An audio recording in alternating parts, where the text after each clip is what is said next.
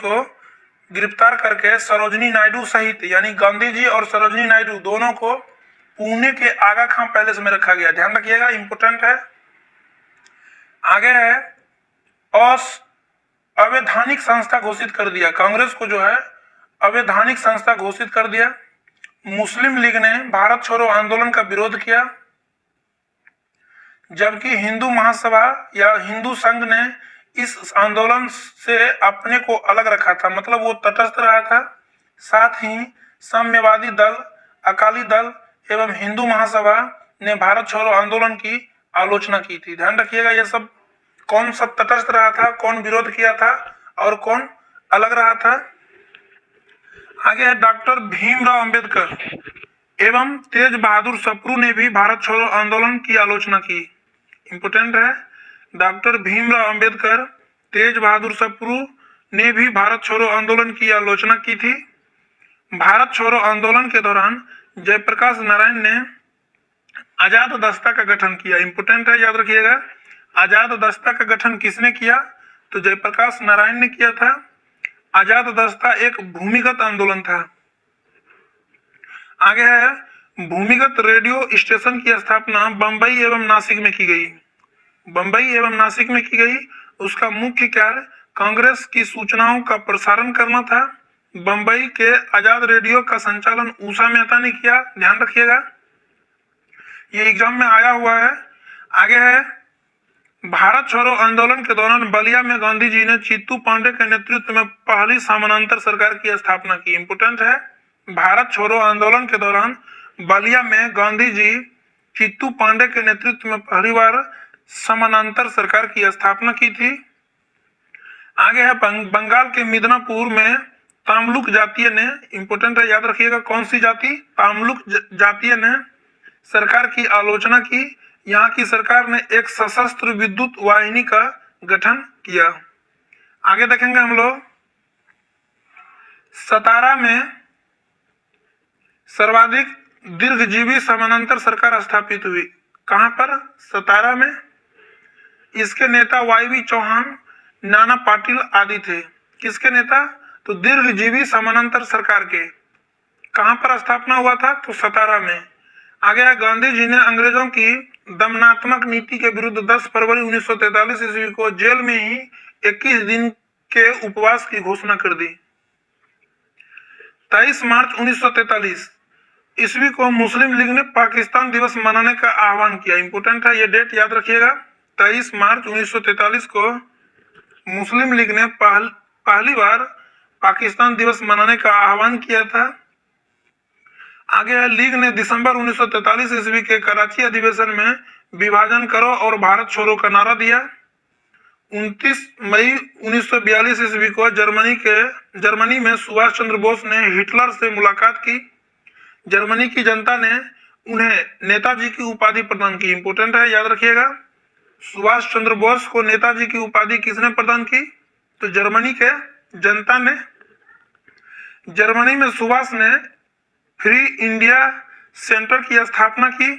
इस संस्था द्वारा उन्होंने पहली बार जय हिंद का नारा दिया। इंपोर्टेंट है, याद रखिएगा, जय हिंद का नारा सुभाष चंद्र बोस ने कहां पर दिया था? तो जर्मनी में। आगे है, रास Bihari Bose India independence league की स्थापना की। इंपोर्टेंट है, याद रखिएगा, इंडिया इंडिपेंडेंस लीग की स्थापना किसने की थी? तो रास बिहारी बोस ने। आजाद हिंद फौज की स्थापना का विचार सर्वप्रथम कैप्टन मोहन सिंह के मन में आया था। याद रखिएगा, ब्रिटिश भारतीय सेना के सिपाही जिन्होंने जापान के समक्ष आत्मसमर्पण कर दिया था, उन्हें लेकर मोहन सिंह ने मलाया में 15 दिसंबर 1941 ईस्वी को आजाद हिंद फौज का गठन किया था। 7 जुलाई 1943 ईस्वी को इसकी कमान जो है सुभाष चंद्र बोस को सौंपी गई। आगे है, 21 अक्टूबर 1943 ईस्वी को सुभाष चंद्र बोस ने सिंगापुर से स्वतंत्र भारत की अस्थायी सरकार का गठन किया, जिसका मुख्यालय जो है रंगून वर्तमान म्यांमार में था। आगे देखेंगे,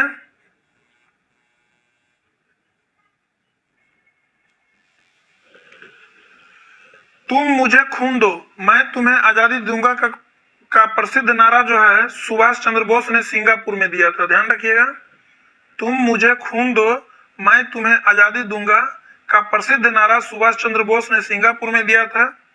सुभाष चंद्र बोस ने Gandhi brigade, Nehru brigade, Subhash brigade एवं रानी झांसी रेजिमेंट महिलाओं के लिए की स्थापना की। रानी झांसी रेजिमेंट का कमान कैप्टन लक्ष्मी सहगल के हाथों में था। इंपोर्टेंट है, याद रखिएगा। रानी झांसी रेजिमेंट का कमान जो है कैप्टन लक्ष्मी सहगल के हाथों में था, ध्यान रखिएगा।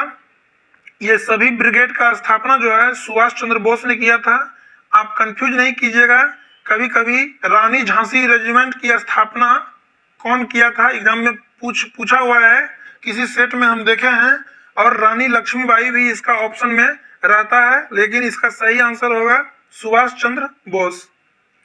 आगे है 8 नवंबर 1943 ईस्वी को जापान में अंडमान और निकोबार द्वीप सुभाष चंद्र बोस को सौंप दिया। इंपोर्टेंट है, 8 नवंबर 1943 ईस्वी को जापान ने अंडमान और निकोबार द्वीप सुभाष चंद्र बोस को सौंप दिए थे। नेताजी ने इसका नाम क्रमशः शहीद द्वीप और स्वराज द्वीप रखा। अंडमान को जो है शहीद द्वीप और निकोबार को जो है स्वराज द्वीप रखा था। गांधी जी के लिए राष्ट्रपिता शब्द का प्रयोग सर्वप्रथम सुभाष चंद्र बोस ने ही किया था। 18 अगस्त 1945 ईस्वी को ताइक हवाई अड्डे जो ताइवान में है पर हुई हवाई दुर्घटना में उनकी संदिग्ध मृत्यु हो गई। किनकी? तो सुभाष चंद्र बोस की। आगे है आजाद हिंद फौज के गिरफ्तार अधिकारी पी के सहगल, कर्नल गुरुदयाल ढिल्लन एवं मेजर शाहनवाज खां पर राजद्रोह का आरोप दिल्ली में लाल किले में नवंबर 1945 ईस्वी में मुकदमा चलाया गया।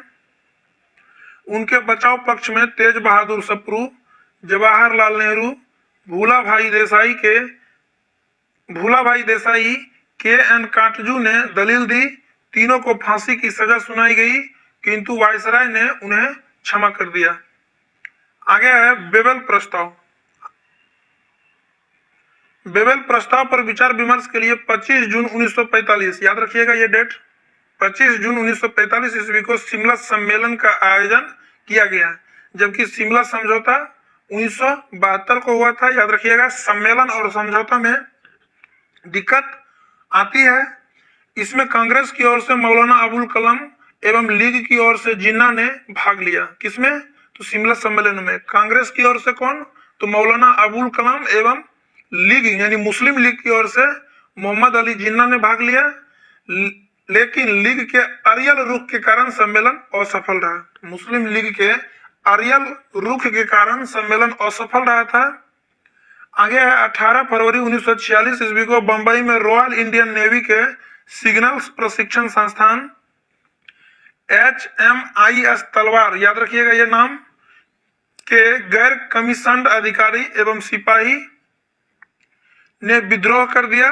विद्रोह का कारण था भारतीय सिपाही का खराब भोजन, जातीय भेदभाव, कम वेतन और चरित्र पर टिप्पणी।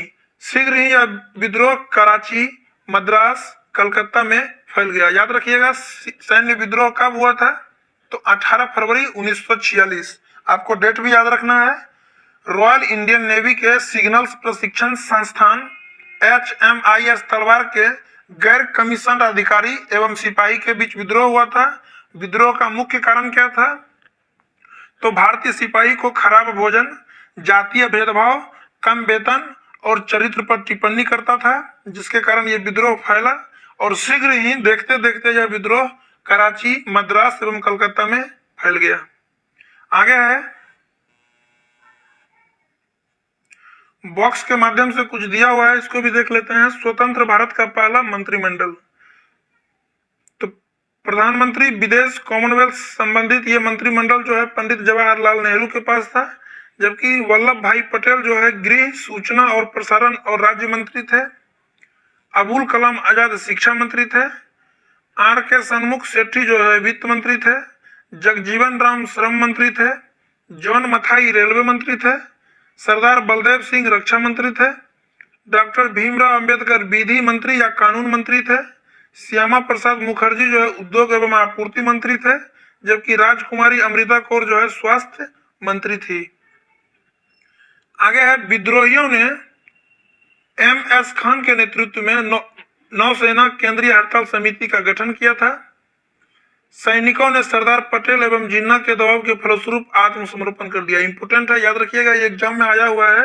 नौसेना विद्रोह को किसने शांत किया था? तो आपका सरदार वल्लभ भाई पटेल एवं मोहम्मद अली जिन्ना के दबाव में आकर सैनिकों ने आत्मसमर्पण कर दिया। आगे है 29 मार्च 1946 ईस्वी को कैबिनेट मिशन भारत आया। याद रखिएगा, ये डेट इंपोर्टेंट है। 29 मार्च 1946 ईस्वी को कैबिनेट मिशन भारत आया। इसके सदस्य थे स्टेफोर्ड क्रिप्स, एवी अलेक्जेंडर तथा पेंथिक लॉरेंस। ये कैबिनेट मिशन में 3 आए थे, याद रखिएगा। तीनों का नाम सिक्वेंसली आपको याद रहना चाहिए, क्योंकि एग्जाम में आता है इनमें से कौन कैबिनेट मिशन के सदस्य नहीं थे। तो ये 3 के बाद एक और कुछ भी आपको नाम मिलेगा तो याद रखिएगा, स्टेफोर्ड क्रिप्स, एबी अलेक्जेंडर तथा पेंथिक लॉरेंस जो है कैबिनेट मिशन के सदस्य थे। आगे है, कैबिनेट मिशन ने लीग की पाकिस्तान की मांग को नामंजूर कर दिया। इंपोर्टेंट है, याद रखिएगा, कैबिनेट मिशन ने लीग की यानी मुस्लिम लीग की पाकिस्तान की मांग को उस वक्त जो है नामंजूर कर दिया। आगे है, कैबिनेट मिशन योजना को लीग ने 6 जून 1946 को और कांग्रेस ने 25 जून 1946 को मंजूरी दे दी। मतलब कैबिनेट मिशन जो आया था उसकी मंजूरी मुस्लिम लीग और कांग्रेस दोनों ने दिया था। इंपोर्टेंट है, याद रखिएगा। जबकि जून 1946 में लीग ने 6 जून 1946 को लीग ने और कांग्रेस ने 25 जून 1946 को मंजूरी दे दी थी।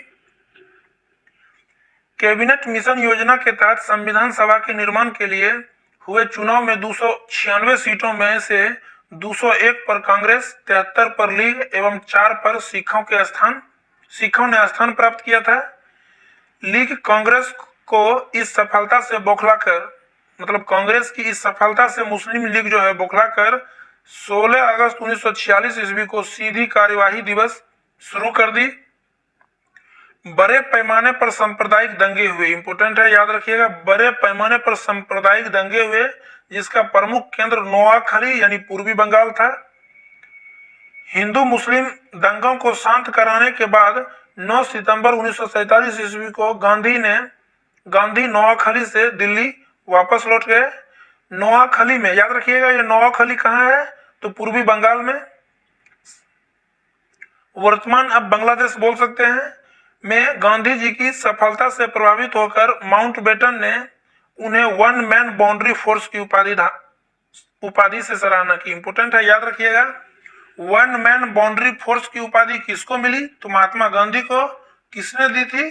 तो लॉर्ड माउंटबेटन ने दिया था। आगे आपका 24 अगस्त 1946 ईस्वी को पंडित नेहरू के नेतृत्व में भारत की पहली अंतरिम सरकार की घोषणा की गई, जिसका गठन 2 सितंबर 1946 ईस्वी को हो गया। फिर से पढ़ते हैं, 24 अगस्त 1946 ईस्वी को पंडित नेहरू के नेतृत्व में भारत की पहली अंतरिम राष्ट्रीय सरकार की घोषणा की गई, जिसका गठन जो है 2 सितंबर 1946 ईस्वी को हुआ। आगे है, 26 अक्टूबर 1946 ईस्वी को लीग जो है अंतरिम सरकार में शामिल हो गया। नेक्स्ट है, ब्रिटेन में लेबर पार्टी के प्रधानमंत्री क्लीमेंट एटली ने, याद रखिएगा, ब्रिटेन में जो है जिस समय भारत आजाद हुआ था उस समय भी लेबर पार्टी का ही वहां पर शासन था। तो याद रखिएगा, ब्रिटेन में लेबर पार्टी के प्रधानमंत्री क्लीमेंट एटली ने हाउस ऑफ कॉमन्स में, याद रखिएगा, ये डेट जो है 20 फरवरी 1947 ईस्वी को एक ऐतिहासिक घोषणा करते हुए अंग्रेज जून 1948 ईस्वी के पहले ही उत्तरदायी लोगों को सत्ता हस्तांतरित करने के उपरांत भारत छोड़ देंगे। यह घोषणा किसने किया था? तो क्लीमेंट एटली। किस पार्टी से संबंधित थी? तो लेबर पार्टी से। आगे बेवेल ने ब्रेक डाउन प्लान के तहत, इंपोर्टेंट है, ब्रेक डाउन प्लान किससे संबंधित है? तो लॉर्ड बेवेल से 31 मार्च 1947 ईस्वी तक अंग्रेजों को भारत छोड़ने का सुझाव दिया था। 3 जून 1947 ईस्वी को माउंटबेटन योजना के तहत भारत पाकिस्तान विभाजन की रूपरेखा तय की गई। 3 जून 1947 ईस्वी को ही प्रधानमंत्री एटली ने हाउस ऑफ कॉमन्स में विभाजन योजना की घोषणा कर दी। जबकि माउंटबेटन योजना के आधार पर ही भारतीय स्वतंत्रता विधेयक ब्रिटिश संसद में 4 जुलाई 1947 ईस्वी को प्रस्तुत किया, जिसे ठीक 13-14 दिन बाद यानी 18 जुलाई को स्वीकृति मिल गई थी। आगे है वीपी मेनन ने भारत को 2 भागों में विभाजन की योजना बनाई। इंपोर्टेंट है, याद रखिएगा, भारत को 2 भागों में विभाजन की योजना किसने बनाई थी? तो वीपी मेनन ने। नेक्स्ट है माउंटबेटन ने 15 अगस्त 1947 ईस्वी को भारतीयों को सत्ता सौंपने का दिन निर्धारित किया। कौन? तो लॉर्ड माउंटबेटन ने। पटेल ने कहा कि जिन्ना विभाजन चाहते हैं या नहीं, अब हम स्वयं विभाजन चाहते हैं। ये बात किसने कहा था? तो सरदार वल्लभ भाई पटेल ने। उन्होंने बोला था जिन्ना विभाजन चाहते हैं या नहीं ये हम नहीं जानते, पर अब हम स्वयं विभाजन चाहते हैं। ये सरदार वल्लभ भाई पटेल ने कहा था। आगे है माउंटबेटन योजना को मौलाना आजाद एवं पुरुषोत्तम दास टंडन ने अस्वीकार कर दिया। इंपोर्टेंट है, याद रखिएगा, माउंटबेटन योजना को जो है मौलाना आजाद एवं पुरुषोत्तम दास टंडन ने अस्वीकार कर दिया था। भारत के 34वें और अंतिम British governor general Lord Mountbatten थे। इंपोर्टेंट है, याद रखिएगा, भारत के 34वें और अंतिम British governor general Lord Mountbatten थे। आगे देखेंगे गांधी जी के राजनीतिक गुरु जो है कौन थे? गोपाल कृष्ण गोखले। याद रखिएगा, इंपोर्टेंट है, गांधी जी के राजनीतिक गुरु गोपाल कृष्ण गोखले और भारतीय आध्यात्मिक गुरु जो है श्री मद रामचंद्र जो जैन विद्वान थे, जबकि लियो टॉलस्टॉय उनके मार्गदर्शक गुरु थे। किसके? गांधी जी के। इंपोर्टेंट है, याद रखिएगा, सबसे अधिक गांधी जी जो है प्रभावित हुए थे किनसे? तो लियो टॉलस्टॉय से ही प्रभावित हुए थे। आगे है गोपाल कृष्ण गोखले के आध्यात्मिक एवं राजनीतिक गुरु एमजी रनाडे थे। गोपाल कृष्ण गोखले यानी महात्मा गांधी के गुरु गोपाल कृष्ण गोखले, और गोपाल कृष्ण गोखले के भी गुरु जो है एमजी रनाडे थे। इंपोर्टेंट है, याद रखिएगा। आगे है स्वतंत्रता प्राप्ति के समय ब्रिटेन के प्रधानमंत्री क्लीमेंट एटली एवं कांग्रेस के अध्यक्ष जेबी कृपलानी थे। इंपोर्टेंट है।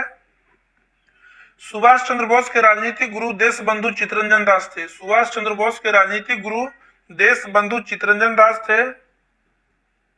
सरदार वल्लभ भाई पटेल को भारत का बिस्मार्क कहा जाता है। सरदार वल्लभ भाई पटेल को भारत का बिस्मार्क कहा जाता है। इन्होंने वीपी मेनन के साथ देशी रियासतों का सफलतापूर्वक भारत में विलय किया। इंपोर्टेंट है, याद रखिएगा इसको। आगे है सरोजनी नायडू ने मोहम्मद अली जिन्ना को हिंदू मुस्लिम एकता का राजदूत कहा। सरोजनी नायडू ने मोहम्मद अली जिन्ना को हिंदू मुस्लिम एकता का राजदूत कहा था। इंपोर्टेंट है। डॉक्टर राजेंद्र प्रसाद को देश रत्न की उपाधि महात्मा गांधी ने प्रदान की। याद रखिएगा, डॉक्टर राजेंद्र प्रसाद भारत के प्रथम राष्ट्रपति थे। ये बिहार से थे। इंपोर्टेंट है, इनको जो है देश रत्न की उपाधि किसने दिया था? तो महात्मा गांधी ने दिया था। मोहम्मद अली जिन्ना को कायदे आजम गांधी जी ने ही कहा था। राजा राम मोहन राय को राजा की उपाधि जो है अकबर द्वितीय ने दिया था। नरेंद्र नाथ दत्त ने महाराज खेतरी की सलाह से अपना नाम स्वामी विवेकानंद रखा। इंपोर्टेंट है, याद रखिएगा, नरेंद्र नाथ दत्त ने महाराज खेतरी की सलाह से अपना नाम जो है स्वामी विवेकानंद रखा था। आगे है 1833 ईस्वी में संपन्न ड्यूरेंट समझौते। इंपोर्टेंट है, याद रखिएगा, ड्यूरेंट समझौते कब हुआ था? तो 1833 ईस्वी में भारत और अफगानिस्तान के बीच एक सीमा रेखा खींची गई, जिसे ड्यूरेंट रेखा या ड्यूरेंट लाइन कहते हैं, या ड्यूरेंट लाइन भी बोलते हैं। वो कब खींचा गया था? तो 1833 ईस्वी में। प्राथमिक शिक्षा को अनिवार्य करने का विधेयक सर्वप्रथम गोपाल कृष्ण गोखले ने ही 1910 ईस्वी में इंपीरियल काउंसिल में रखा। इंपोर्टेंट है, याद रखिएगा, प्राथमिक शिक्षा को अनिवार्य करने का विधेयक जो है सर्वप्रथम गोपाल कृष्ण गोखले ने ही 1910 ईस्वी में इंपीरियल काउंसिल में रखा। आगे बंकिम चंद्र चटर्जी ने आनंद मठ में वंदे मातरम की रचना की, जो बाद में भारत का राष्ट्रगीत बन गया। तो वंदे मातरम को किसने लिखा? तो बंकिम चंद्र चटर्जी ने लिखा। आगे आपका चैप्टर 15 है पुस्तक एवं लेखक। इंपोर्टेंट है, आइए इसको भी देखते हैं। सबसे पहला है निबंधमाला पुस्तक के लेखक कौन है? तो विष्णु कृष्णा चिपलुंकर। याद रखिएगा, निबंधमाला पुस्तक के लेखक कौन है? तो विष्णु कृष्णा चिपलुंकर। गोकरुणानिधि जो है इनके लेखक स्वामी दयानंद है। इंपोर्टेंट है, याद रखिएगा। सोज ए वतन प्रेमचंद्र। जलवा ए इशार, ये भी प्रेमचंद्र। जलवा ए इशार प्रेमचंद्र। मार्तंड वर्मा सीपी रमन पिल्लई। मार्तंड वर्मा जो है CP Raman Pillai. Philosophy of the bomb Bhagwati Charan Vohra. Philosophy of the bomb Bhagwati Charan Vohra. Indian national evolution Ambika Charan Majumdar. Indian national evolution Ambika Charan Majumdar. Why socialism Jayaprakash Narayan. Why socialism Jayaprakash Narayan. आगे और भी है, सामने भी है, इसको भी देखते हुए बढ़ते हैं आगे। घरे बायरे के लेखक रविंद्रनाथ टैगोर थे। घरे बायरे के लेखक रविंद्रनाथ टैगोर थे। लेटर्स फ्रॉम रसिया के लेखक रविंद्रनाथ टैगोर ही थे। विदर इंडिया के लेखक जवाहरलाल नेहरू थे। विदर इंडिया के लेखक जवाहरलाल नेहरू थे। भारत एक खोज, ये इनके भी लेखक जवाहरलाल नेहरू थे। सोवियत एशिया, इनके भी लेखक Jawaharlal Nehru. Soviet Asia Jawaharlal Nehru. New labs for old जो है इनके लेखक अरविंद घोष है। न्यू लैब्स फॉर ओल्ड इनके लेखक अरविंद घोष है। वंदे मातरम इनके लेखक अरविंद घोष है। वंदे मातरम इनके लेखक अरविंद घोष है। डॉक्ट्रिन ऑफ पैसिव रेजिस्टेंस के लेखक भी अरविंद घोष है। डॉक्ट्रिन ऑफ पैसिव रेजिस्टेंस के लेखक अरविंद घोष है। जबकि माई एक्सपेरिमेंट विथ ट्रूथ के लेखक महात्मा गांधी है। इंपोर्टेंट है, नहीं भूलिएगा इसको। माई एक्सपेरिमेंट विथ ट्रूथ के लेखक महात्मा गांधी है। आगे देखेंगे।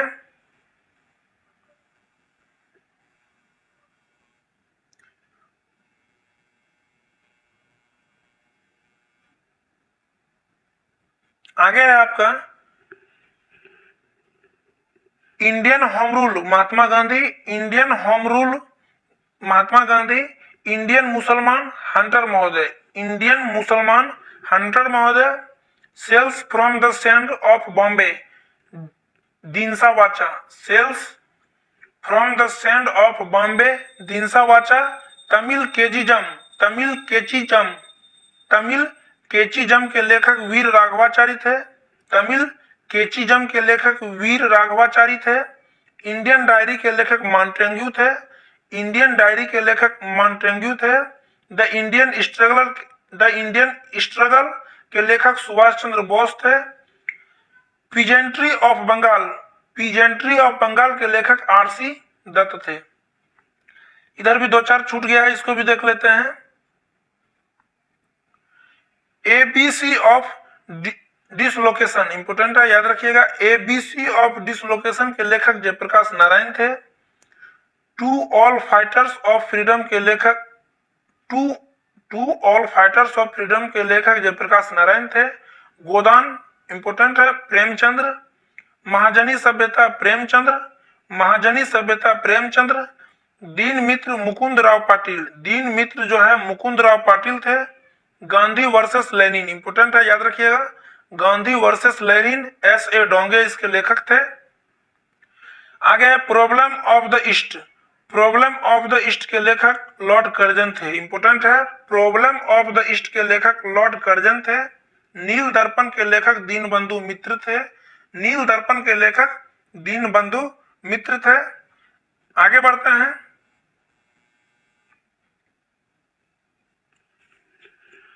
स्वदेश भीमानी के लेखक के रामकृष्ण पिल्लई थे। पाथेर पंचाली के लेखक विभूति भूषण बंदोपाध्याय थे। इंडिया टुडे के लेखक जो है आरपी दत्त थे। इंडिया विंस फ्रीडम इंपोर्टेंट है, याद रखिएगा। इसके लेखक जो है अबुल कलाम आजाद थे। ठाकुरमार झूली के लेखक डीएम माजुमदार थे। इंडियन अनरेस्ट वैलेंटाइन चिरोल थे। इंडियन अनरेस्ट वैलेंटाइन चिरोल थे। आगे है हिस्ट्री ऑफ हिंदू केमिस्ट्री के लेखक जो है पीसी राय थे। इंपोर्टेंट है, हिस्ट्री ऑफ हिंदू केमिस्ट्री के लेखक पीसी राय थे। आगे है आपका इधर economic history of British India RC Dutt. Economic history of British India RC Dutt.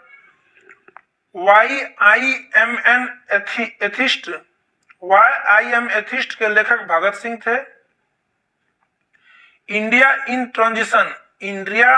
Transition के लेखक MN राय थे। आनंद मठ के लेखक बंकिम चंद्र चट्टोपाध्याय थे। दुर्गेश नंदनी के लेखक भी बंकिम चंद्र चट्टोपाध्याय थे। We or our nationhood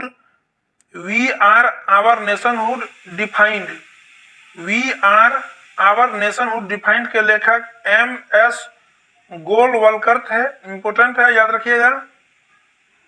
we or our nationhood के लेखक MS गोलवलकर थे। आगे है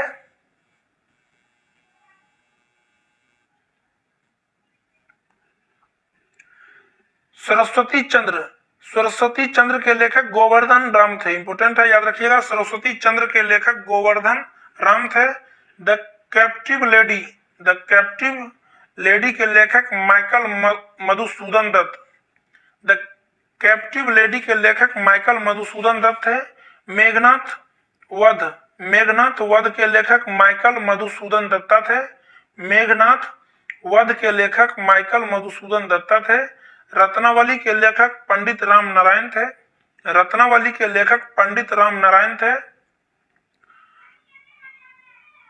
नोट्स के लेखक बहराम जी मिलवरी थे। नोट्स के लेखक बहराम जी मलवरी थे। इंडियन पॉलिटिक्स के लेखक WC बनर्जी थे। इंडियन पॉलिटिक्स के लेखक WC बनर्जी थे। कर्मयोग के लेखक विवेकानंद थे। इंपोर्टेंट है, याद रखिएगा। कर्मयोग के लेखक विवेकानंद थे। गोरा के लेखक जो है रविंद्रनाथ टैगोर थे। ये दोनों इंपोर्टेंट है, याद रखिएगा। इधर है poverty and un British rule in India. Poverty and un British rule in India के लेखक दादा भाई नौरोजी थे। एक और ऊपर में रह गया पाथेर दबी के लेखक शरत चंद्र चट्टोपाध्याय थे। पाथेर दबी के लेखक शरत चंद्र चट्टोपाध्याय थे। गीता रहस्य के लेखक बाल गंगाधर तिलक थे। गीता रहस्य के लेखक बाल गंगाधर तिलक थे। Arctic home of Aryas Bal Gangadhar Tilak. Arctic home of Aryas Bal Gangadhar Tilak. Tenants of the Maratha power के लेखक महादेव गोविंद रानडे थे। Tenants of the Maratha power के लेखक महादेव गोविंद रानडे थे। क्वार्टरली जनरल के लेखक महादेव गोविंद रानडे ही थे। एसेज इन इंडिया इकोनॉमिक के लेखक महादेव गोविंद रानडे ही थे। तो इस प्रकार आपका प्रमुख पुस्तक और लेखक कंप्लीट हुआ आधुनिक भारत का। इंपोर्टेंट है। आगे बढ़ते हैं। अगला 16 नंबर चैप्टर है ब्रिटिश काल में भारत में गठित समितियों एवं आयोग। आइए इसको भी देखते हैं। प्रमुख समितियां एवं आयोग। सबसे पहला है इनाम आयोग। इनाम आयोग के अध्यक्ष जो है इनाम ही थे। इसकी स्थापना 1852 ईस्वी में हुआ था।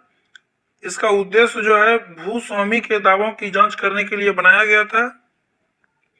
आगे है हर्षल समिति। हर्षल समिति का अध्यक्ष जो है हर्षल था। 1893 ईस्वी में यह बनाया गया था। उद्देश्य था टकसाल संबंधी सुझावों के लिए। फिर है फ्रेजर समिति। इसका स्थापना फ्रेजर ही था। संस्थापक जो अध्यक्ष जो है वो फ्रेजर ही था। इसकी स्थापना जो है 1902, ये डेट याद रखिएगा, इंपोर्टेंट है। फ्रेजर आयोग की स्थापना जो है 1902 ईस्वी में हुआ था। इसका उद्देश्य था पुलिस प्रशासन के कार्य पद्धति की जांच करने के लिए। आगे है शाही आयोग। शाही आयोग के अध्यक्ष लॉर्ड ली थे। 1930 ईस्वी में बनाया गया था। इसका उद्देश्य नागरिक सेवा से संबंधित था। जबकि चौथा है बटलर समिति। हरकोट बटलर इसके अध्यक्ष थे। 1927 में बना था। यह भी इंपोर्टेंट है, डेट याद रखिएगा। उद्देश्य जो था परम सत्ता और देशी रियासतों के बीच अच्छे संबंध स्थापित करने के लिए उद्देश्य से बनाया गया था इसको। फिर है हिटले आयोग। हिटले आयोग के अध्यक्ष जो है JH हिटले थे। 1929 ईस्वी में बनाया गया था।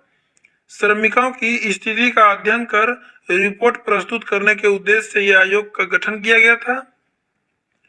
आगे है आपका लिंडसे आयोग। लिंडसे आयोग जो है इसका अध्यक्ष AD लिंडसे खुद थे। इसकी स्थापना 1929 ईस्वी में हुआ था, जबकि इसका उद्देश्य जो है मिशनरी शिक्षा के विकास के लिए किया गया था। नेक्स्ट है सप्रू समिति। इसका अध्यक्ष तेज बहादुर सप्रू थे। 1934 ईस्वी में यह समिति बना था। उद्देश्य इसका था संयुक्त राज्य में बेरोजगारी के कारणों के अध्ययन के लिए। आगे आपका सैंडहर्स्ट समिति। सैंडहर्स्ट समिति, इसके अध्यक्ष एंड्रयू स्किन थे। इंपोर्टेंट है, याद रखिएगा। इसकी स्थापना जो है 1925 ईस्वी में किया गया था, जबकि इसका उद्देश्य जो है भारतीय सेना का भारतीयकरण करने के संबंधी सुझाव के लिए किया गया था। नेक्स्ट है वुडहेड आयोग। वुडहेड आयोग का अध्यक्ष जो है सर जॉन वुडहेड ही था। 1943-44 ईस्वी में इस आयोग का गठन किया गया, जबकि इसका उद्देश्य जो है बंगाल दुर्भिक्ष के कारणों की जांच करने के लिए बनाया गया था। अगला टॉपिक है अब हम लोगों का आधुनिक भारत के कुछ प्रमुख व्यक्ति के उपनाम। तो आइए देखते हैं, इंपोर्टेंट है सभी, एक एक करके देखते हैं। सबसे पहला है महादेव गोविंद रानडे का उपनाम था महाराष्ट्र के सुकरात। हम उपनाम पढ़ते हैं और नाम बाद में, पहले उपनाम पढ़ेंगे फिर नाम पढ़ेंगे। नेशनल मित्र के उपनाम से नवगोपाल मित्र को जाना जाता है। नेशनल मित्र के नाम से नवगोपाल मित्र को जाना जाता है। दीन बंधु के नाम से CF एंड्रयूज को जाना जाता है। इंपोर्टेंट है, नहीं भूलिएगा। Man of peace, man of peace के उपनाम से लाल बहादुर शास्त्री को जाना जाता है। मोहनदास करमचंद गांधी का उपनाम जो है महात्मा गांधी, राष्ट्रपिता एवं बापू, ये तीनों जो थे महात्मा गांधी के ही नाम थे। मोहम्मद अली जिन्ना का उपनाम कायदे आजम है। वल्लभ भाई पटेल का उपनाम जो है सरदार यानी लौह पुरुष। दोनों नाम वल्लभ भाई पटेल के लिए है, सरदार और लौह पुरुष दोनों का। गोपाल हरि देशमुख को लोकहितवादी के नाम से जाना जाता है। रामास्वामी नायकर को पेरियार के नाम से जाना जाता है। इंपोर्टेंट है, याद रखिएगा। रामास्वामी नायकर को पेरियार के नाम से जाना जाता है। मूल शंकर को स्वामी दयानंद के नाम से जाना जाता है। आगे है आपका गदाधर भट्टाचार्य। गदाधर भट्टाचार्य का उपनाम जो है रामकृष्ण परमहंस है। नरेंद्र नाथ दत्त का उपनाम स्वामी विवेकानंद है। नरेंद्र नाथ दत्त का उपनाम स्वामी विवेकानंद है। रविंद्रनाथ टैगोर का उपनाम गुरुदेव है। रविंद्रनाथ टैगोर का उपनाम गुरुदेव है। सरोजनी नायडू भारत कोकिला को कहा जाता है। सरोजनी नायडू भारत कोकिला को कहा जाता है। मैथिली शरण गुप्त राष्ट्रकवि थे। मैथिली शरण गुप्त को राष्ट्रकवि बोला जाता है। चित्तरंजन दास को देशबंधु का उपाधि मिला था, या चित्तरंजन दास का उपनाम देशबंधु है। लाला लाजपत राय का उपनाम जो है पंजाब केसरी है और लाला जी है। जवाहरलाल नेहरू का उपनाम चाचा के नाम से जाना जाता है, जबकि सुभाष चंद्र बोस को नेताजी के नाम से जाना जाता है। अब्दुल गफ्फार खां को सीमांत गांधी के नाम से जाना जाता है। बाल गंगाधर तिलक को लोकमान्य के नाम से जाना जाता है। जयप्रकाश नारायण को लोकनायक के नाम से जाना जाता है। धनपत राय प्रेमचंद्र का उपनाम है, याद रखिएगा, इंपोर्टेंट है। धनपत राय जो है प्रेमचंद्र का उपनाम है। नौरंग राय स्वामी साजानंद को बोला गया है। नौरंग राय स्वामी साजानंद का उपनाम है। नौरंग राय स्वामी साजानंद का उपनाम है। आगे है आपका दादा भाई नौरोजी। दादा भाई नौरोजी का उपनाम जो है grand old man of India है। मदन मोहन मालवीय का उपनाम महामना है, याद रखिएगा, इंपोर्टेंट है। महामना के नाम से किसे जाना जाता है? तो मदन मोहन मालवीय को।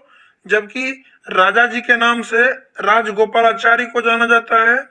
शहीद आजम को के नाम से भगत सिंह को जाना जाता है।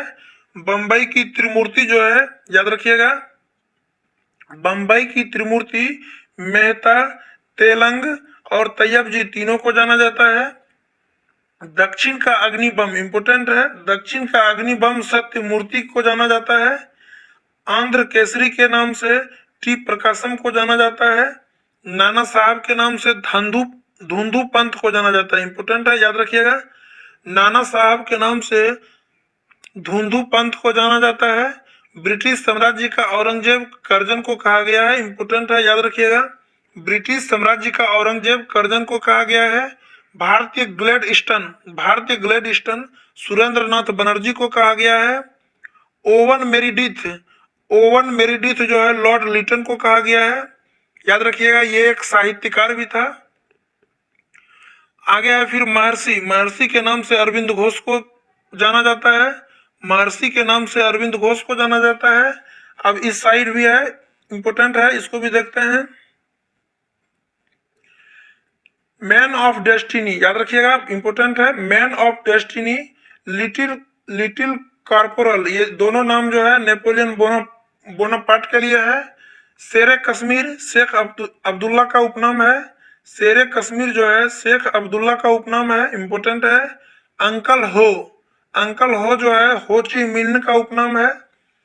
फ्यूरर, इंपोर्टेंट है, याद रखिएगा, फ्यूरर के नाम से एडोल्फ हिटलर को जाना जाता है। Bard of Avon William Shakespeare को कहा गया है, इंपोर्टेंट है, याद रखिएगा। वॉल ऑफ एवन जो है विलियम शेक्सपियर को कहा गया है। भारत का शेक्सपियर कालिदास को कहा गया है, इंपोर्टेंट है, याद रखिएगा। भारत का शेक्सपियर कालिदास को कहा गया है।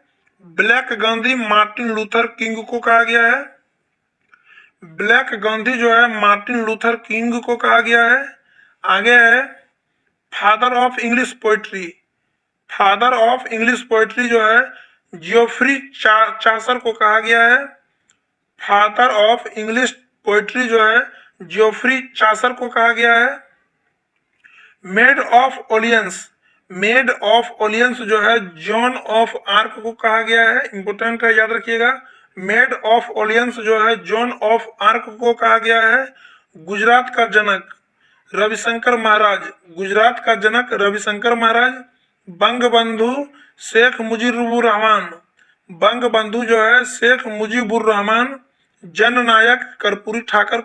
जननायक जो है कर्पूरी ठाकुर का उपनाम है। बिहार विभूति, इंपोर्टेंट है, याद रखिएगा।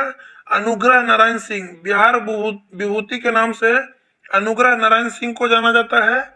देश प्रिय के नाम से यतीन्द्र मोहन सेनगुप्त को जाना जाता है। विद्रोही कवि, इंपोर्टेंट है, याद रखिएगा, विद्रोही कवि के नाम से काजी नजरुल हसन को जाना जाता है। देश रत्न या अजात शत्रु, ये दोनों जो है राजेंद्र प्रसाद का उपनाम है। देश रत्न और अजात शत्रु राजेंद्र प्रसाद का उपनाम है। कश्मीर का अकबर जो है जैनुल आबादीन को कहा गया है। कश्मीर का अकबर जैनुल आबादीन को कहा गया है। रानी बेसेंट जो है माता वसंत का उपनाम है। रानी बेसेंट माता वसंत का उपनाम है। तोता ए हिंद, इंपोर्टेंट है, अमीर खुसरो का उपनाम है। तोता ए हिंद अमीर खुसरो का उपनाम है। आगे है विश्व कवि, इंपोर्टेंट है, याद रखिएगा। विश्व कवि या कवि गुरु या गुरुदेव, ये सभी रविंद्रनाथ ठाकुर का उपनाम है। बाबूजी के नाम से जगजीवन राम को जाना जाता है। भारत का नेपोलियन, इंपोर्टेंट है, समुद्रगुप्त को कहा गया है। भारत का मैकियावेली चाणक्य को कहा गया है, ये दोनों इंपोर्टेंट है, याद रखिएगा। युवा तुर्क के नाम से चंद्रशेखर आजाद को जाना जाता है। ताऊ के नाम से चौधरी देवीलाल को जाना जाता है।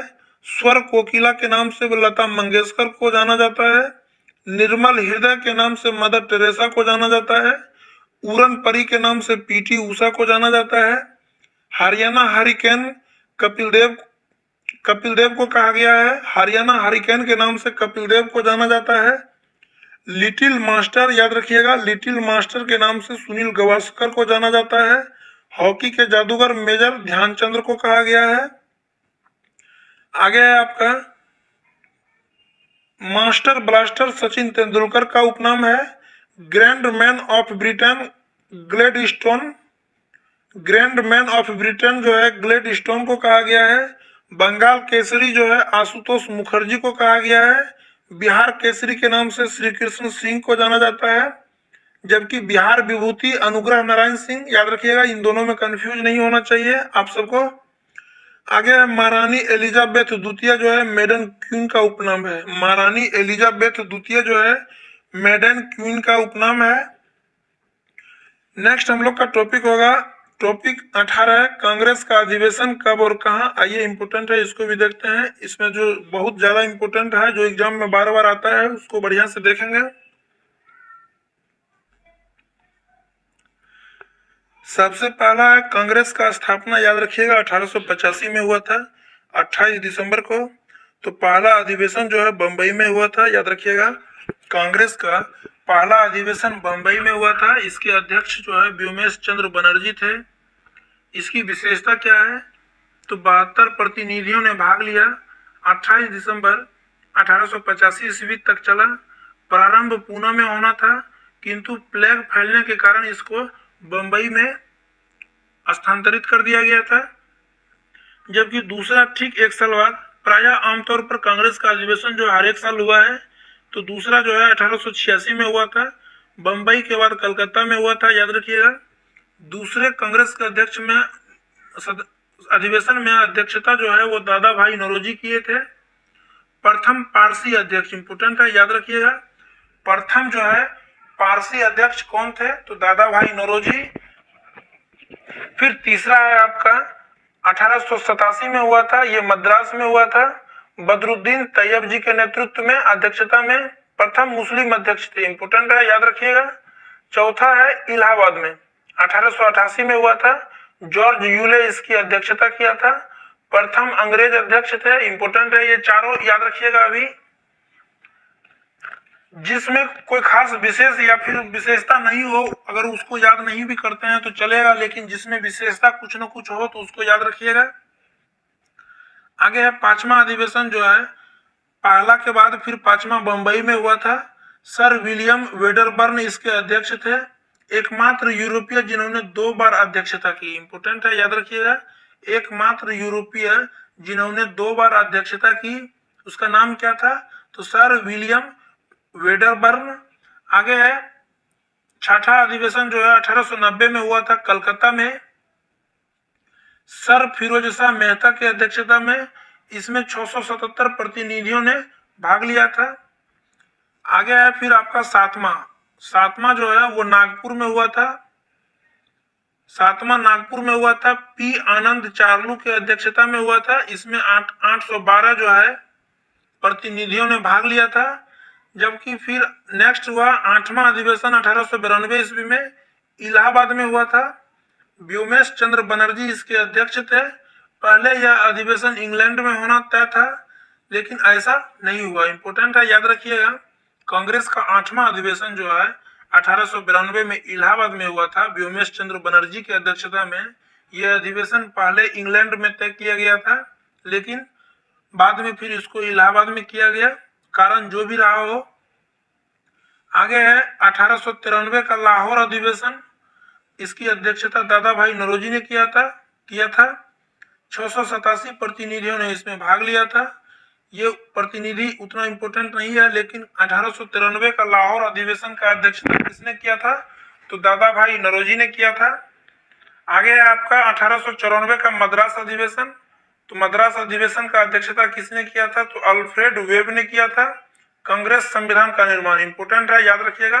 कांग्रेस संविधान का निर्माण किस अधिवेशन में किया गया था, तो 10वां अधिवेशन कहाँ हुआ था, तो मद्रास में। इसकी अध्यक्षता कौन किया था, तो अल्फ्रेड वेब ने किया था। आगे है आपका 11वां अधिवेशन पूना में हुआ था, सुरेंद्र नाथ बनर्जी की अध्यक्षता में। 11वां अधिवेशन जो है पूना में हुआ था, सुरेंद्र नाथ बनर्जी की अध्यक्षता में। दोबारा संविधान पर विचार किया गया था, इंपोर्टेंट है, याद रखिएगा। दोबारा संविधान पर विचार किया गया था। फिर है आपका 12वां अधिवेशन 1896 कोलकाता में हुआ था। रहीमतुल्ला सयानी इसकी अध्यक्षता किया था। पहली बार वंदे मातरम गाया गया, इंपोर्टेंट है, याद रखिएगा। पहली बार वंदे मातरम कोलकाता अधिवेशन 1896 में गाया गया था। उस समय कांग्रेस का अध्यक्ष कौन था? तो रहीमतुल्ला सयानी। आगे है आपका 13वां अधिवेशन जो है 1897 ईस्वी में हुआ था, अमरावती में हुआ था। वर्तमान आंध्र प्रदेश की राजधानी अमरावती है। इसकी अध्यक्षता जो है सी शंकरन नायर ने किया था। ये उतना इंपोर्टेंट है नहीं, 692 प्रतिनिधि ने इसमें भाग लिया था। सिर्फ पहला अधिवेशन में याद रखिएगा 72 प्रतिनिधि ने भाग लिया था। उसके बाद है आपका 14वां अधिवेशन जो है 1898 में हुआ था मद्रास में। इसकी अध्यक्षता आनंद मोहन बोस ने किया था। 15वां अधिवेशन 1899 में हुआ था लखनऊ में।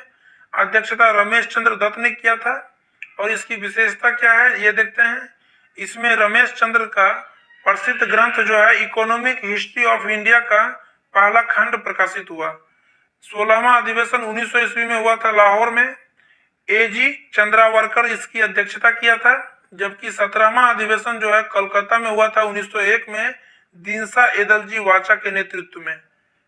आगे बढ़ते हैं 18वां अधिवेशन। तो कांग्रेस का 18वां अधिवेशन जो है वो 1902 ईस्वी में हुआ था। 1902 ईस्वी में हुआ था अहमदाबाद में। सुरेंद्र नाथ बनर्जी इसकी अध्यक्षता किया था। इसी अधिवेशन में सुरेंद्र नाथ बनर्जी को राष्ट्र गुरु की उपाधि प्रदान की गई थी, इंपोर्टेंट है, याद रखिएगा। आगे है 19वां अधिवेशन जो है 1903 ईस्वी में हुआ था, मद्रास में हुआ था यह अधिवेशन। लाल मोहन घोष इसकी अध्यक्षता किया था। जबकि 20वां अधिवेशन जो है 1904 में हुआ था बंबई में, सर हेनरी कॉटन की अध्यक्षता में। इस अधिवेशन में मोहम्मद अली जिन्ना ने पहली बार भाग लिया, इंपोर्टेंट है, याद रखिएगा। कांग्रेस के किस अधिवेशन में मोहम्मद अली जिन्ना ने पहली बार भाग लिया? तो 20वां अधिवेशन में। कब हुआ था? तो 1904 ईस्वी में। कहाँ हुआ? तो बंबई में। इसकी अध्यक्षता किसने किया? सर हेनरी कॉटन ने किया था। आगे आपका 21वां अधिवेशन। 21वां अधिवेशन जो है 1905 में हुआ था बनारस में, उत्तर प्रदेश। गोपाल कृष्ण गोखले इसकी अध्यक्षता किया था।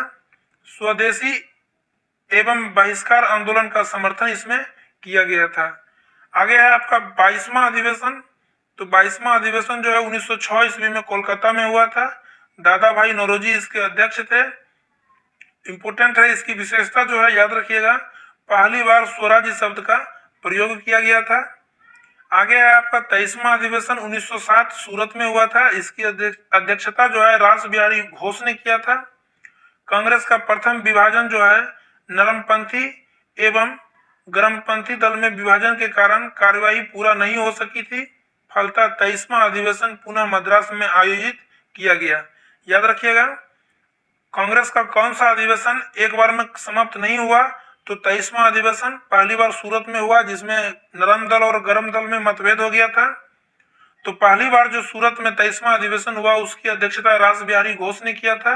दोबारा भी 23वां अधिवेशन ही 1908 में हुआ, अगले साल सूरत से हटा करके मद्रास में हुआ, जबकि इसकी भी अध्यक्षता रास बिहारी घोष ने ही किया था। पहले व्यक्ति जिन्होंने लगातार 2 अधिवेशन की अध्यक्षता की, इंपोर्टेंट है, याद रखिएगा। कांग्रेस का ऐसा कौन सा अध्यक्ष रहा जिसने लगातार 2 अधिवेशनों की अध्यक्षता की? तो रास बिहारी घोष। आगे है आपका 24वां अधिवेशन। 24वां अधिवेशन जो है 1909 ईस्वी में लाहौर में हुआ था, पंडित मदन मोहन मालवीय की अध्यक्षता में। 1909 के अधिनियम के अंतर्गत जो है पृथक निर्वाचन मंडल की व्यवस्था को अस्वीकृत कर दिया गया। आगे आपका 25वां अधिवेशन 1910 में इलाहाबाद में हुआ था, विलियम वेडरबर्न, याद रखिएगा। पहली बार जनगण मन गाया गया, इंपोर्टेंट है, याद रखिएगा। पहली बार जनगण मन गाया गया। तो ये आपका 1910 के इलाहाबाद अधिवेशन में विलियम वेडरबर्न की अध्यक्षता में। आगे है आपका 26वां अधिवेशन 1911 ईस्वी में हुआ था कलकत्ता में, पंडित बिशन नारायण धर की अध्यक्षता में। बंगाल विभाजन रद्द किया गया, इंपोर्टेंट है, याद रखिएगा। जिस समय बंगाल विभाजन रद्द किया गया उस समय कांग्रेस का अध्यक्ष कौन था? तो पंडित बिशन नारायण धर। आगे है आपका 27वां अधिवेशन। 27वां अधिवेशन 1912 में हुआ था, बांकीपुर पटना, इंपोर्टेंट है, याद रखिएगा। R.N. माधोलकर इसकी अध्यक्षता किया था। ह्यूम को कांग्रेस का पिता कहा गया, इंपोर्टेंट है ये। अगर आप बिहार के एग्जाम का तैयारी कर रहे हैं तो कांग्रेस का ऐसा कौन सा अधिवेशन था जो बिहार में हुआ था, तो 27वां अधिवेशन 1912 ईस्वी में हुआ था, बांकीपुर पटना में। इसकी अध्यक्षता R.N. माधोलकर ने की थी और इसकी विशेषता जो थी, ह्यूम को यानी A.O. ह्यूम को कांग्रेस का पिता कहा गया इसी अधिवेशन में। आगे है 28वां अधिवेशन 1913 में हुआ था, कराची में। नवाब सैयद मोहम्मद बहादुर की अध्यक्षता में किया गया था। 29वां अधिवेशन जो है 1914 में हुआ था, मद्रास में, भूपेंद्र नाथ बसु की अध्यक्षता में। 30वां अधिवेशन जो है 1915 में हुआ था, बंबई में, सत्येंद्र प्रसन्न सिन्हा की अध्यक्षता में। लॉर्ड वेलिंगटन ने इसमें भाग लिया था। आगे है आपका कांग्रेस का 31वां अधिवेशन। ये क्रम अगर आपको याद नहीं भी रहता है तो ठीक, कोई बात नहीं, लेकिन कौन सा अधिवेशन कहाँ हुआ, कम से कम अध्यक्षता कौन किया, ये आपको मुख्य इंपोर्टेंट सबका याद रखना जरूरी है। आगे है 31वां अधिवेशन जो है वो 1916 में हुआ था, लखनऊ में। कांग्रेस का 31वां अधिवेशन 1916 में हुआ था, लखनऊ में। अंबिका चरण मजूमदार इसकी अध्यक्षता किया था। विशेषता इसकी थी, मुस्लिम लीग से कांग्रेस का समझौता हुआ, इसे लखनऊ समझौता भी कहा गया। इसमें नरम दल एवं गरम दल पुनः एक हो गए, इंपोर्टेंट है, याद रखिएगा। आगे है 32वां जो है विशेष अधिवेशन हुआ था। 32वां अधिवेशन 1917 कोलकाता में हुआ था। इसकी अध्यक्षता जो है श्रीमती एनी बेसेंट ने की थी, प्रथम महिला अध्यक्ष, इंपोर्टेंट है, याद रखिएगा। एग्जाम में आया हुआ क्वेश्चन है, कांग्रेस का प्रथम महिला अध्यक्ष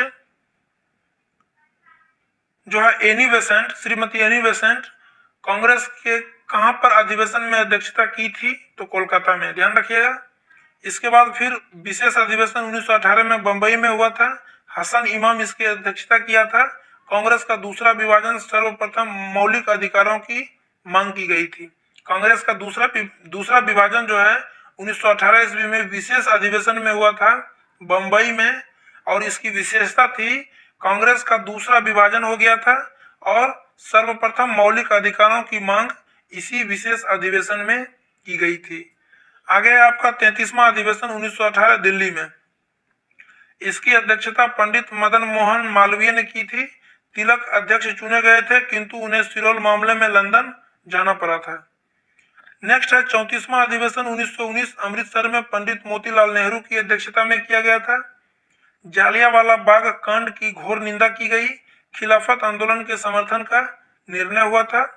35वां अधिवेशन 1920 में हुआ था, नागपुर में, सीवी राघवाचारी के नेतृत्व में। कांग्रेस संविधान में परिवर्तन, भाषाई आधार पर प्रांत बनाए जाने की मांग की गई थी। 35वां अधिवेशन के बाद फिर से विशेष अधिवेशन हुआ 1920 कोलकाता में। इसकी अध्यक्षता लाला लाजपत राय ने की थी। असहयोग आंदोलन प्रस्ताव स्वीकार, असहयोग आंदोलन का जो है प्रस्ताव स्वीकारा गया था। 35वां अधिवेशन के बाद जो विशेष अधिवेशन 1920 में ही हुआ था, उसी में। आगे है आपका 36वां अधिवेशन। 36वां अधिवेशन 1921 में हुआ था, अहमदाबाद में। चितरंजन दास जेल में थे उस वक्त और अजमल खां अध्यक्ष इसके थे।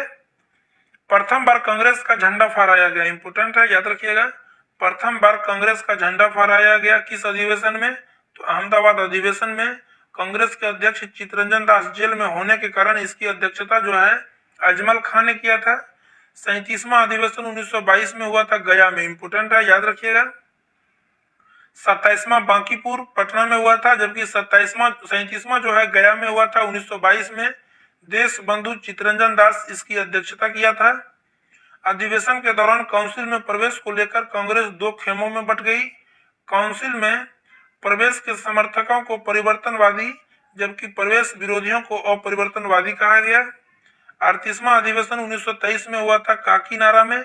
मौलाना मोहम्मद अली की अध्यक्षता में हुआ था। अखिल भारतीय खादी बोर्ड की स्थापना की गई थी। इसके बाद फिर विशेष अधिवेशन 1923 में हुआ था, दिल्ली में, अबुल कलाम आजाद की अध्यक्षता में। सबसे युवा कांग्रेस का अध्यक्ष कौन था, तो अबुल कलाम आजाद। और सबसे ज्यादा दिन तक भी अबुल कलाम आजाद ही रहे थे। आगे पढ़ेंगे अगर दिया होगा इसमें तो। 39वां अधिवेशन 1924 में बेलगांव में हुआ था, महात्मा गांधी की अध्यक्षता में। याद रखिएगा ये इंपोर्टेंट है, एकमात्र अधिवेशन जिसकी अध्यक्षता जो है महात्मा गांधी ने किया था। 40वां अधिवेशन 1925 में हुआ था, कानपुर में श्रीमती सरोजनी नायडू प्रथम भारतीय महिला अध्यक्ष। ये भी इंपोर्टेंट है, अगर प्रथम महिला अध्यक्ष पूछे तो कोलकाता में किया था एनी बेसेंट ने, जबकि प्रथम भारतीय महिला अध्यक्ष जो है वो कहां पर कांग्रेस का अध्यक्षता किया था, तो कानपुर उत्तर प्रदेश में श्रीमती सरोजनी नायडू की अध्यक्षता में किया गया था।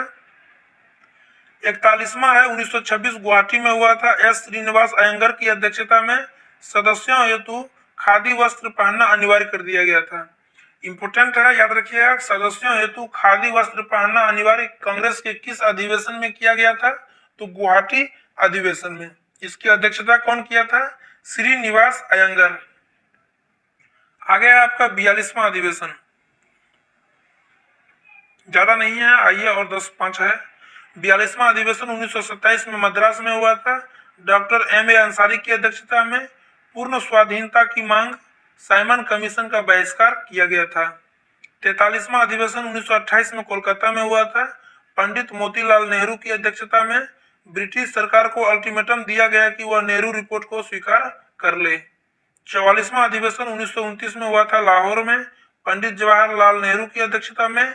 याद रखिएगा इसको, पूर्ण स्वराज की मांग, 26 जनवरी को स्वतंत्रता दिवस मनाने का निश्चय किया गया था इस अधिवेशन में। 45वां अधिवेशन 1931 कराची में हुआ था, सरदार वल्लभ भाई पटेल की अध्यक्षता में। मौलिक अधिकार का प्रस्ताव पारित हुआ था, राष्ट्रीय आर्थिक कार्यक्रम प्रस्ताव भी पारित किया गया था। 46वां अधिवेशन 1932 में दिल्ली में हुआ था, अमृत रणछोड़ दास सेठ के अध्यक्षता में। जबकि 47वां अधिवेशन जो है 1933 में हुआ था, कोलकाता में, श्रीमती नेल्ली सेनगुप्ता की अध्यक्षता में। प्रथम अंग्रेज महिला अध्यक्ष, इंपोर्टेंट है, याद रखिएगा, प्रथम अंग्रेज महिला अध्यक्ष जो है, प्रथम अंग्रेज महिला अध्यक्ष, इसकी अध्यक्षता जो है कलकत्ता में किया गया था, श्रीमती नेल्ली सेनगुप्ता के द्वारा। आगे 48वां अधिवेशन 1934 बंबई में हुआ था, डॉक्टर राजेंद्र प्रसाद की अध्यक्षता में। अखिल भारतीय ग्रामोद्योग संघ की विधिवत स्थापना इस अधिवेशन में किया गया था। 49वां अधिवेशन 1936 लखनऊ में हुआ था, पंडित जवाहरलाल नेहरू की अध्यक्षता में। कांग्रेस पार्लियामेंट बोर्ड की स्थापना की गई थी। जबकि 50वां 1937 में फैजपुर में हुआ था, इसमें भी पंडित जवाहरलाल नेहरू ने ही अध्यक्षता किया था। तो याद रखिएगा 1936 और 1937 लखनऊ और फैजपुर में अध्यक्षता पंडित जवाहरलाल नेहरू ने किया था। जबकि 1937 के फैजपुर अधिवेशन में गांव में आयोजित प्रथम अधिवेशन 13 सूत्री अस्थायी कृषि कार्यक्रम घोषित किया गया। आपको याद रखना है, गांव में आयोजित जो है प्रथम अधिवेशन कौन था, तो 1937 का फैजपुर अधिवेशन। इसकी अध्यक्षता किसने किया था, तो पंडित जवाहरलाल नेहरू ने। नेक्स्ट है 1938 का हरिपुरा अधिवेशन, सुभाष चंद्र बोस ने किया था। झंडा गीत को स्वीकृति मिली, राष्ट्र नियोजन समिति का गठन किया गया है। अगर आप बड़े एग्जाम का तैयारी कर रहे हैं तो ये सब चीज आपको याद रखना है। आगे आपको 52वां अधिवेशन 1939 त्रिपुरी में हुआ था, सुभाष चंद्र बोस की अध्यक्षता में। गांधी जी से विवाद के कारण बोस का त्यागपत्र, डॉक्टर राजेंद्र प्रसाद कांग्रेस के अध्यक्ष बने। याद रखिएगा 1938 और 39 में सुभाष चंद्र बोस अध्यक्षता किया था, जबकि 1938 में हरिपुरा में हुआ था और 1939 में त्रिपुरी में हुआ था। त्रिपुरी में जो हुआ था, गांधी जी से विवाद के कारण सुभाष चंद्र बोस का त्यागपत्र हुआ था उसी में, जिसमें सुभाष चंद्र बोस त्यागपत्र देकर फॉरवर्ड ब्लॉक की स्थापना किया था। और जब इस्तीफा दिया यानी त्यागपत्र दे दिया था, तो उस वक्त डॉक्टर राजेंद्र प्रसाद कांग्रेस के अध्यक्ष बने थे। आगे आपका 53वां अधिवेशन 1940 रामगढ़ में हुआ था, अबुल कलाम आजाद की अध्यक्षता में। व्यक्तिगत सत्याग्रह प्रस्ताव, द्वितीय विश्व युद्ध के कारण 1941 से 45 के मध्य कांग्रेस का कोई अधिवेशन नहीं हुआ, फलतः मौलाना आजाद कांग्रेस का अध्यक्ष बने रहे। इंपोर्टेंट है, याद रखिएगा। 1941 से 45 के बीच में कांग्रेस का कोई भी अधिवेशन नहीं हुआ था, चूंकि द्वितीय विश्व युद्ध 1939 से 1945 तक चला था, जिस कारण 1940 में जो कांग्रेस का अध्यक्ष अबुल कलाम आजाद बने थे, वही लगभग 5 साल तक कांग्रेस का अध्यक्ष बने रहे। आगे है आपका 54वां अधिवेशन जो है 1946 में हुआ था मेरठ में। इसकी अध्यक्षता आचार्य जेबी कृपलानी ने की थी। यद्यपि अप्रैल 1946 ईस्वी में नेहरू कांग्रेस के अध्यक्ष चुने गए, किंतु नवंबर में उन्होंने इस्तीफा दे दिया। फलतः कृपलानी आजादी के समय अध्यक्ष थे। 17 नवंबर 1947 ईस्वी को कृपलानी के त्यागपत्र के पश्चात डॉक्टर राजेंद्र प्रसाद कांग्रेस के अध्यक्ष चुने गए थे। 17 नवंबर 1947 यानी देश की आजादी के बाद 1-2 मंथ बाद जो है जेबी कृपलानी कांग्रेस के अध्यक्ष से इस्तीफा दे दिए थे। तो उसके बाद डॉक्टर राजेंद्र प्रसाद कांग्रेस के अध्यक्ष बने गए थे। 56वां अधिवेशन जो है 1948 जयपुर में हुआ था, पट्टाभी सीतारमैया की अध्यक्षता में। पट्टाभी सीतारमैया ने कांग्रेस का इतिहास नामक एक पुस्तक का विमोचन किया। इंपोर्टेंट है, याद रखिएगा। कांग्रेस का इतिहास नामक पुस्तक का विमोचन किसने किया? तो पट्टाभी सीतारमैया ने। और सबसे लास्ट अधिवेशन 57वां अधिवेशन जो है 1950 में हुआ था, नासिक में, पुरुषोत्तम दास टंडन। याद रखिएगा, कांग्रेस का सबसे लास्ट अधिवेशन का अध्यक्षता पुरुषोत्तम दास टंडन ने किया था। कहाँ हुआ था? तो नासिक में। नोट में दिया हुआ है डॉक्टर राजेंद्र प्रसाद 1947 ईस्वी में दिल्ली में हुए विशेष अधिवेशन के अध्यक्ष भी थे। डॉक्टर राजेंद्र प्रसाद 1947 ईस्वी में दिल्ली में हुए विशेष अधिवेशन के भी अध्यक्ष थे। अगला टॉपिक है अब आपका भारतीय स्वतंत्रता आंदोलन के प्रमुख नारे। प्रसिद्ध व्यक्तियों के प्रमुख नारे। तो इनकलाब जिंदाबाद का नारा किसने दिया था? तो भगत सिंह ने दिया था। दिल्ली चलो का नारा किसने दिया था? सुभाष चंद्र बोस ने दिया था। मारो फिरंगी को मंगल पांडे। मारो फिरंगी को मंगल पांडे ने। कर मत दो सरदार वल्लभ भाई पटेल। कर मत दो सरदार वल्लभ भाई पटेल। विजयी विश्व तिरंगा प्यारा श्यामलाल गुप्ता पार्षद ने दिया था। वंदे मातरम का नारा जो है बंकिम चंद्र चटर्जी ने दिया था। जनगण मन अधिनायक जय है के नारा रविंद्रनाथ ठाकुर ने दिया था। साम्राज्यवाद का नाश हो भगत सिंह ने कहा था। साम्राज्यवाद का नाश हो। आगे है स्वराज्य हमारा जन्मसिद्ध अधिकार है, ये बाल गंगाधर तिलक ने कहा था। सारे जहां से अच्छा हिंदुस्तान हमारा, इकबाल ने कहा था। तुम मुझे खून दो मैं तुम्हें आजादी दूंगा, सुभाष चंद्र बोस ने कहा था। साइमन कमीशन वापस जाओ, लाला लाजपत राय ने कहा था। Who lives if India dies, Jawaharlal Nehru. Who lives if India dies, Jawaharlal Nehru. Purna Swaraj आराम हराम है का नारा। पूर्ण स्वराज अलग है, आराम हराम अलग है। इन दोनों नारा जो है जवाहरलाल नेहरू ने दिया था। भारत छोड़ो, हे राम और करो या मरो, ये तीनों नारा जो है महात्मा गांधी ने दिया था। सरफरोशी की तमन्ना अब हमारे दिल में है, राम प्रसाद बिस्मिल ने कहा था। जय जवान जय किसान का नारा लाल बहादुर शास्त्री ने दिया था। आगे है जय जवान जय किसान जय विज्ञान का नारा अटल बिहारी वाजपेयी ने कहा था। जय जवान जय किसान और जय विज्ञान का नारा अटल बिहारी वाजपेयी ने कहा था 1998 ईस्वी में। और आप यहीं पे 19 नंबर जोड़ लीजिए, इंपोर्टेंट है। जय जवान जय किसान जय विज्ञान और जय अनुसंधान का नारा जो है प्रधानमंत्री मोदी का है, ध्यान रखिएगा इसको भी। आगे है आपका उपाधि प्राप्तकर्ता एवं दाता। तो विवेकानंद को जो है स्वामी विवेकानंद का उपाधि किसने दिया था? तो महाराजा खेतरी ने दिया था। राजा राम मोहन राय को राजा की उपाधि अकबर द्वितीय ने दिया था। सुभाष चंद्र बोस को नेताजी का उपाधि जो है एडोल्फ हिटलर ने दिया था। मोहम्मद अली जिन्ना को कायदे आजम का उपाधि जो है महात्मा गांधी ने दिया था। डॉक्टर राजेंद्र प्रसाद को देश रत्न का उपाधि महात्मा गांधी ने दिया था। वल्लभ भाई पटेल को सरदार की उपाधि जो है बागडोरी की महिलाएं ने दिया था। महात्मा गांधी को राष्ट्रपिता का उपाधि जो है सुभाष चंद्र बोस ने दिया था। और महात्मा गांधी को महात्मा किसने कहा था? तो रविंद्रनाथ टैगोर ने। महात्मा गांधी को महात्मा किसने कहा था? तो रविंद्रनाथ टैगोर ने कहा था। रविंद्रनाथ टैगोर को गुरुदेव की उपाधि किसने दिया था? तो महात्मा गांधी ने। मुंशी प्रेमचंद्र को उपन्यास सम्राट किसने कहा था? तो सत्येंद्रनाथ चट्टोपाध्याय। इंपोर्टेंट है, याद रखिएगा। मुंशी प्रेमचंद्र को उपन्यास सम्राट किसने कहा था? तो शरत चंद्र चट्टोपाध्याय। नेक्स्ट टॉपिक है हम लोगों का प्रमुख वचन। तो आइए इसको भी देखते हैं। गांधी मर सकता है, इंपोर्टेंट है, सभी एक एक करके तो देखेंगे सबको। गांधी मर सकता है परंतु गांधीवाद सदैव जिंदा रहेगा। महात्मा गांधी ने कहा था कांग्रेस के कराची अधिवेशन के दौरान 1931 में, ध्यान रखिएगा। आगे है, जिस प्रकार सारी धाराएं अपने जल को सागर में ले जाकर मिला देती है, उसी प्रकार मनुष्य के सारे धर्म उसे ईश्वर की ओर ले जाते हैं। किसने कहा था? तो स्वामी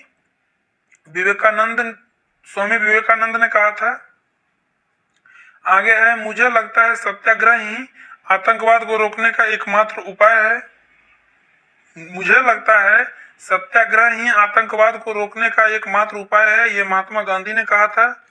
आगे याद रखना, पृथक निर्वाचन क्षेत्र बनाकर हम ऐसे विषम बीज बो रहे हैं जिसकी फसल बहुत कड़वी होगी, लॉर्ड मार्ले मिंटो के पत्र में कहा था।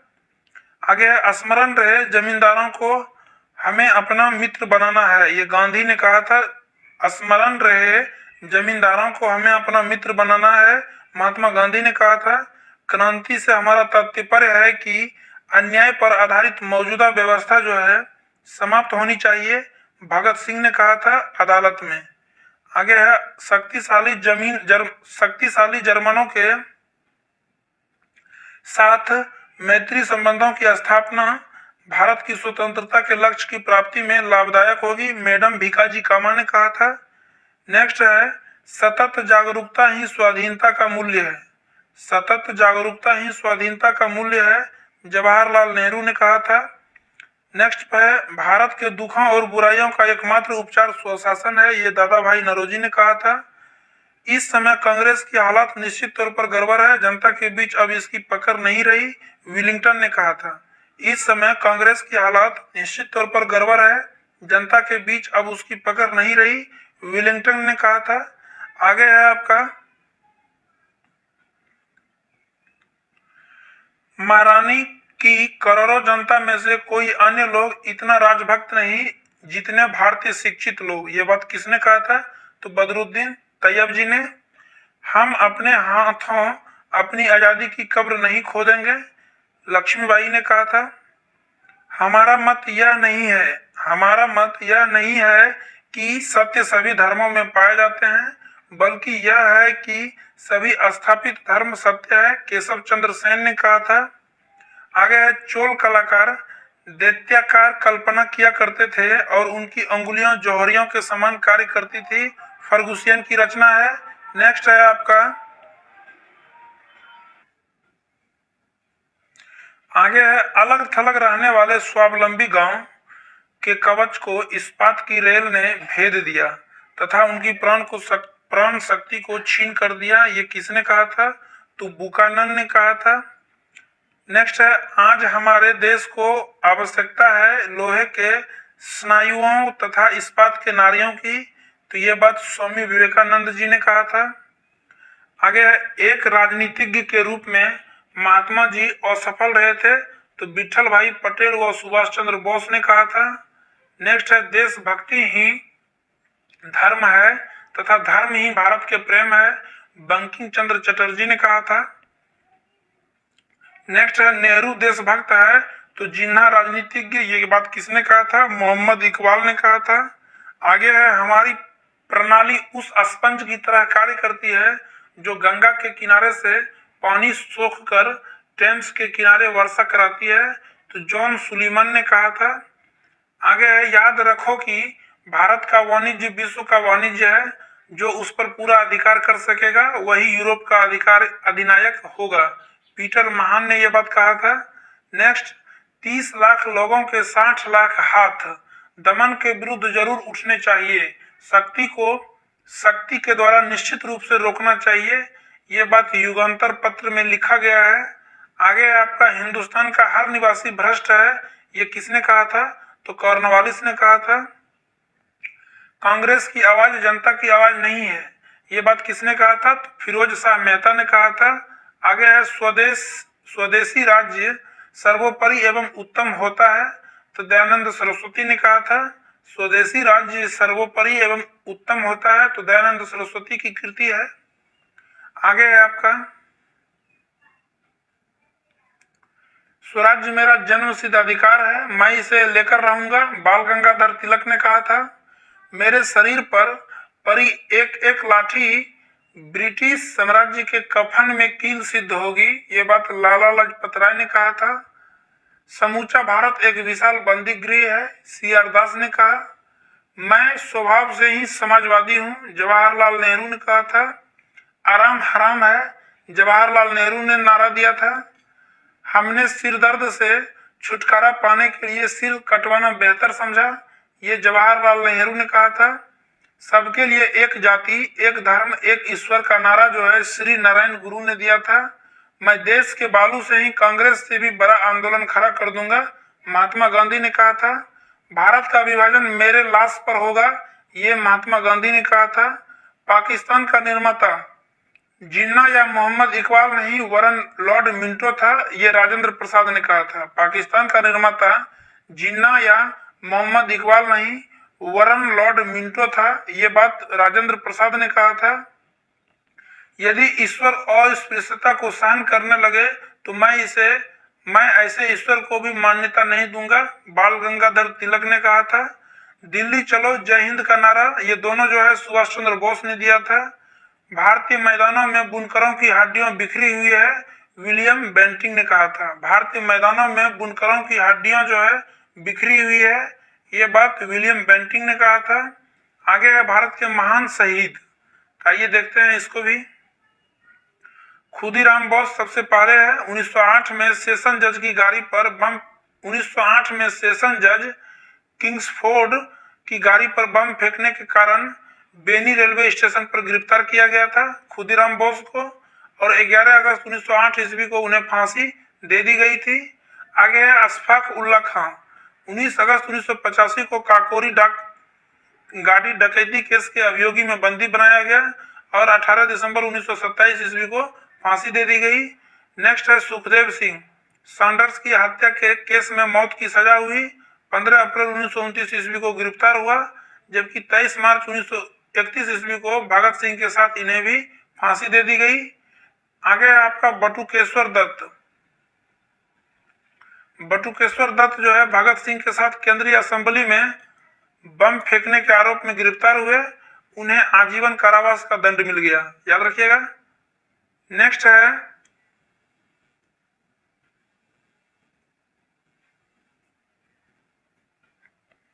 उधम सिंह। 13 मार्च 1940 ईस्वी को सर माइकल ओ डायर की कैस्टन हॉल लंदन में गोली मारने के कारण गिरफ्तार हुआ, जबकि 31 जुलाई 1940 ईस्वी को फांसी दे दी गई। आगे है आपका भगत सिंह।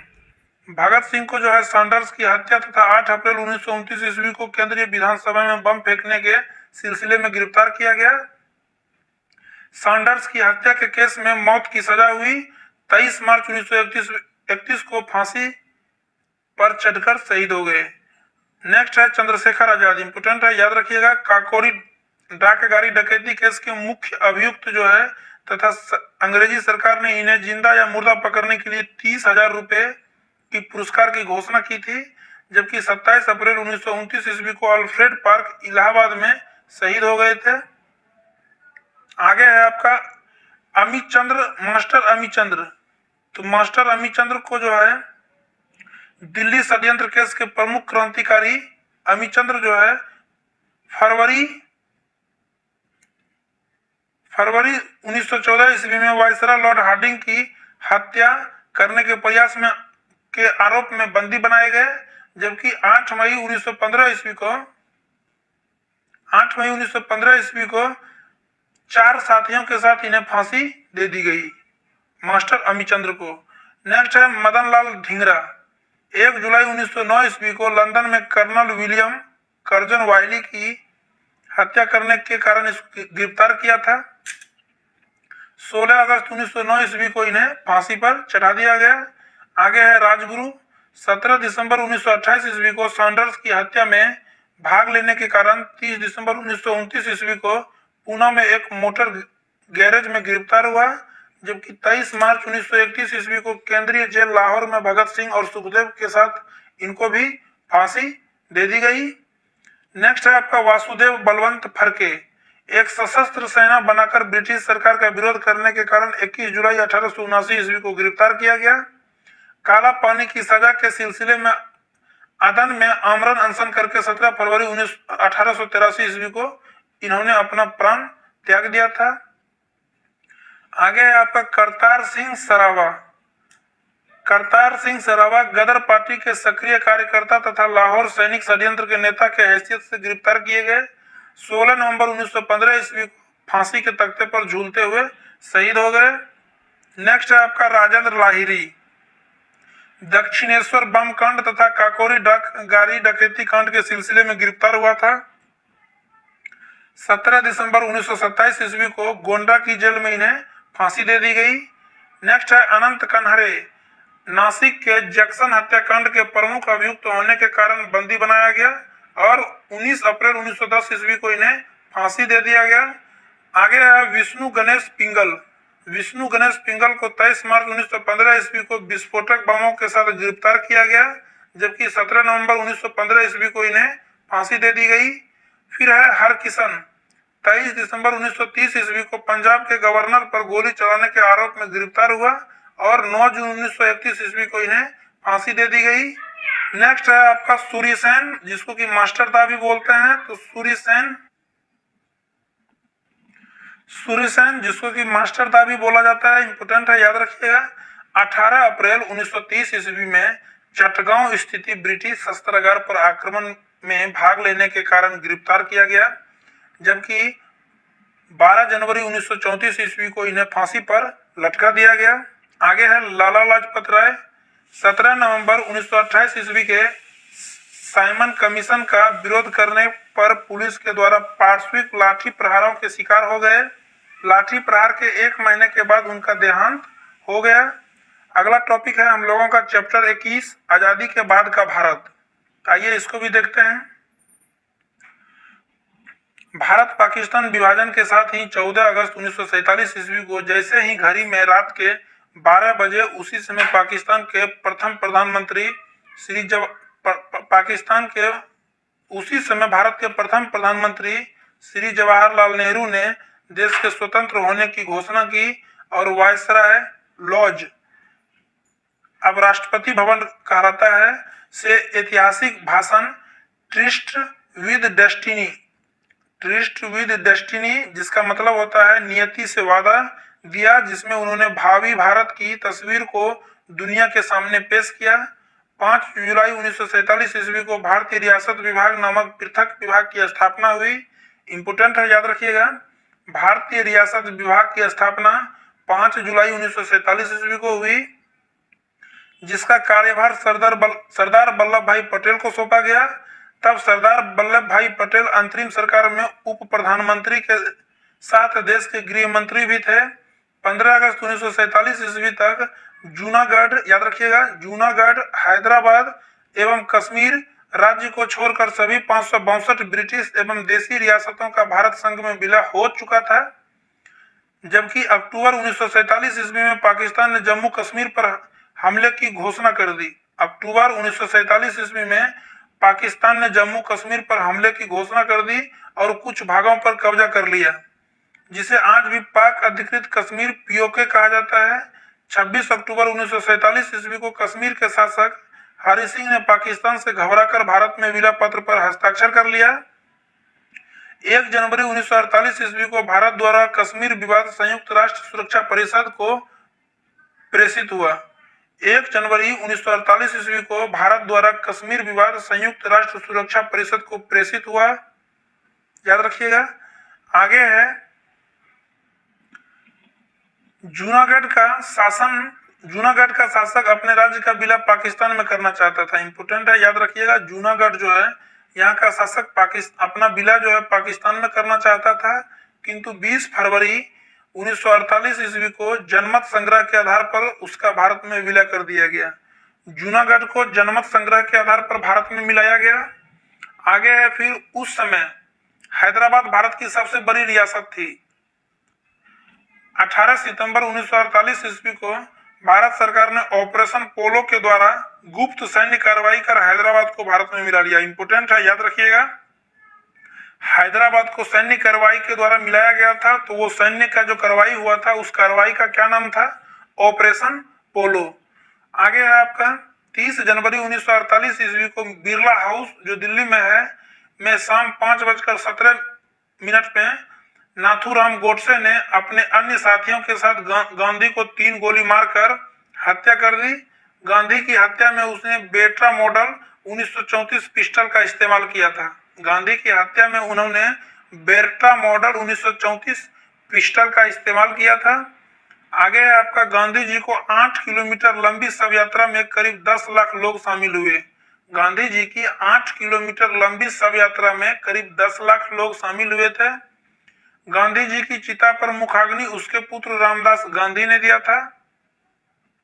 गांधी जी की हत्या का एफआईआर नंबर 68 दिल्ली के तुगलक रोड थाने में नंदलाल मेहता द्वारा किया गया था। 15 नवंबर 1949 ईस्वी को विशेष अदालत चलाकर अंबाला जेल में गोडसे एवं आप्टे को फांसी दे दी गई और वहीं घग्गर नदी के किनारे उसका अंतिम संस्कार कर दिया गया। न्यायमूर्ति खोसला गोडसे को फांसी की सजा सुनाने वाले जज थे। इंपोर्टेंट है, याद रखिएगा। न्यायमूर्ति खोसला जो है गोडसे को फांसी की सजा सुनाने वाले जज थे। नेक्स्ट है स्वतंत्र भारत की पहली फांसी नाथूराम गोडसे को दी गई। इंपोर्टेंट है, याद रखिएगा। स्वतंत्र भारत की पहली फांसी नाथूराम गोडसे को ही दी गई थी। आगे है आपका गांधी जी की हत्या की जांच के लिए 1966 ईस्वी में जस्टिस जीवनलाल कर्पूर की अध्यक्षता में एक सदस्यीय आयोग का गठन किया गया, जिसमें 1969 ईस्वी में फाइनल रिपोर्ट में नाथूराम गोडसे को ही हत्या का हत्यारा बताया।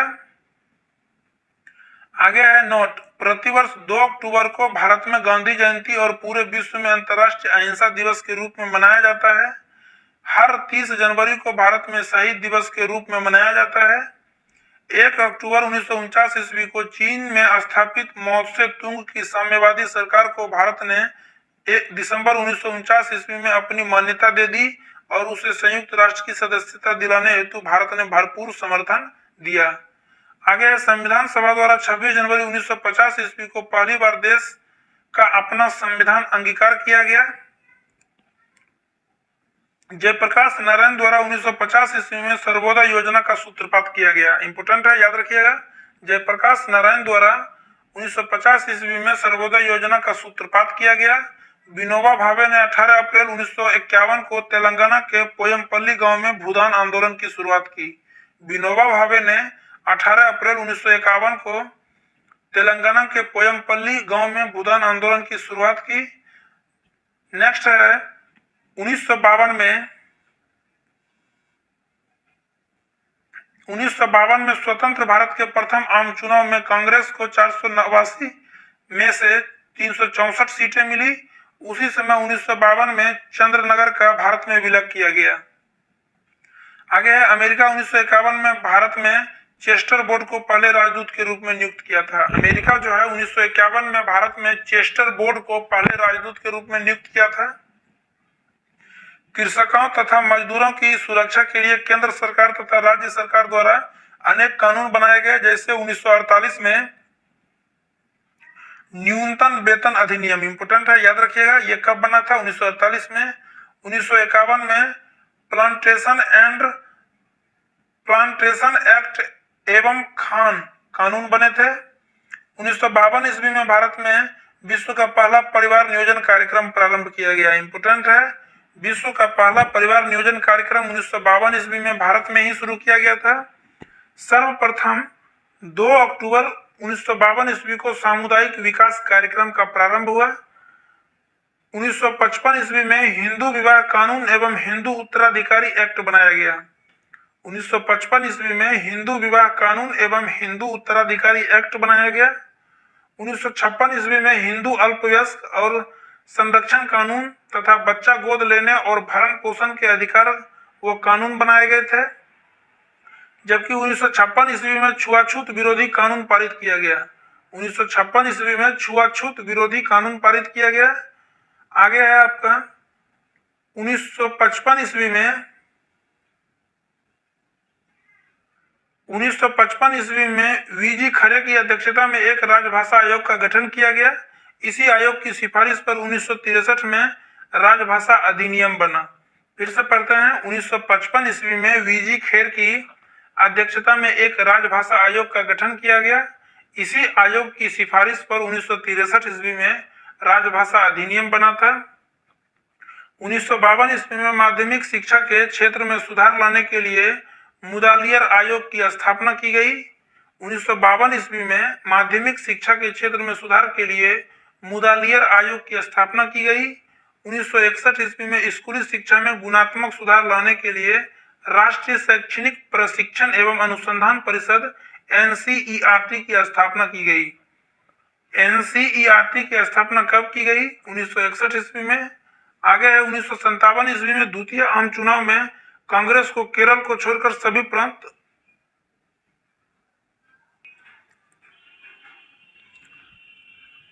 1957 ईस्वी में द्वितीय आम चुनाव में कांग्रेस को केरल को छोड़कर सभी प्रांतों एवं केंद्रों में विजय मिली। इंपोर्टेंट है, याद रखिएगा। 1957 ईस्वी में द्वितीय आम चुनाव में कांग्रेस को केरल को छोड़कर सभी प्रांतों एवं केंद्रों में विजय मिली। केरल में प्रथम गैर कांग्रेसी सरकार बनी तथा EMS नाम्बूदरीपाद मुख्यमंत्री बने। नोट में है 1952, 1957, 1962 ईस्वी के आम चुनाव में लगातार जवाहरलाल नेहरू के नेतृत्व में कांग्रेस को विजयी मिली थी। 1952, 1957 और 1962 में लगातार पंडित जवाहरलाल नेहरू के नेतृत्व में कांग्रेस को सफलता मिली थी। आगे है विश्व बैंक के अध्यक्ष यूजीन ब्लैक की मध्यस्थता में भारत और पाकिस्तान के मध्य 1960 ईस्वी में सिंधु जल वितरण संधि हुई। इंपोर्टेंट है, विश्व बैंक के अध्यक्ष उस वक्त यूजीन ब्लैक थे। उसी के मध्यस्थता में भारत और पाकिस्तान के मध्य 1960 ईस्वी में सिंधु जल विवाद पर समझौता हुआ था। PL 480 समझौता भारत और अमेरिका के बीच 1960 में हुआ। इंपोर्टेंट है, याद रखिएगा। PL 480 समझौता भारत और अमेरिका के बीच 1960 में ही हुआ था, जिसके तहत अमेरिका ने भारत को पर्याप्त मात्रा में खाद्यान्न भेजने का आश्वासन दिया था। आगे है भारत एवं नेपाल के मध्य पारगमन व्यापार समझौता 1961 में हुआ। भारत एवं नेपाल के मध्य पारगमन व्यापार समझौता जो है 1961 में हुआ था। 1961 में दहेज प्रथा को गैर कानूनी घोषित किया गया। इंपोर्टेंट है, याद रखिएगा। 1961 ईस्वी में दहेज प्रथा को गैर कानूनी घोषित किया गया। नेक्स्ट है दिसंबर 1961 ईस्वी में भारत सरकार ने गोवा, दमन और दीव को सैन्य कार्रवाई के द्वारा पुर्तगाली से मुक्त करा लिया। आगे है आपका 10 अगस्त 1963 ईस्वी को 10 अगस्त 1963 ईस्वी को, यह डेट याद रखिएगा, कामराज प्लान लाया गया। इस प्लान के तहत खुद कामराज के साथ लाल बहादुर शास्त्री, जगजीवन राम, मोरारजी देसाई तथा SK पाटिल जैसे कांग्रेस के बड़े नेताओं ने सरकार से इस्तीफा देकर दूरगामी परिणाम के लिए कांग्रेस संगठन में नवीन ऊर्जा भरने के प्रयास में लग गए। फिर से पढ़ते हैं, 10 अगस्त 1963 ईस्वी को कामराज प्लान लाया गया।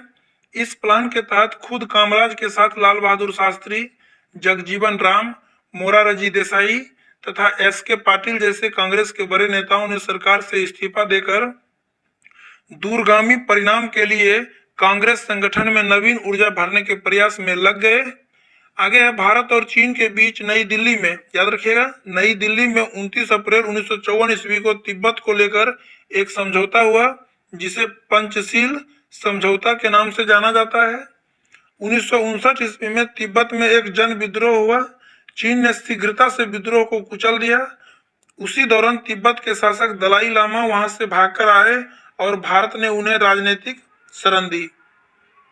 आगे है 1959 ईस्वी से ही तिब्बती धर्मगुरु दलाई लामा को भारत में शरण देने की वजह से भारत एवं चीन के बीच जो है रिश्तों में तनाव बढ़ने लगा।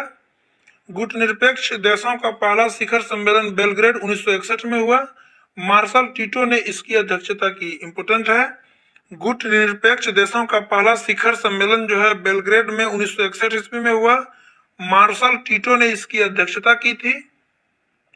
आगे है, गुटनिरपेक्ष देशों का 7वां शिखर सम्मेलन 1983 में नई दिल्ली में प्रधानमंत्री इंदिरा गांधी की अध्यक्षता में हुआ था।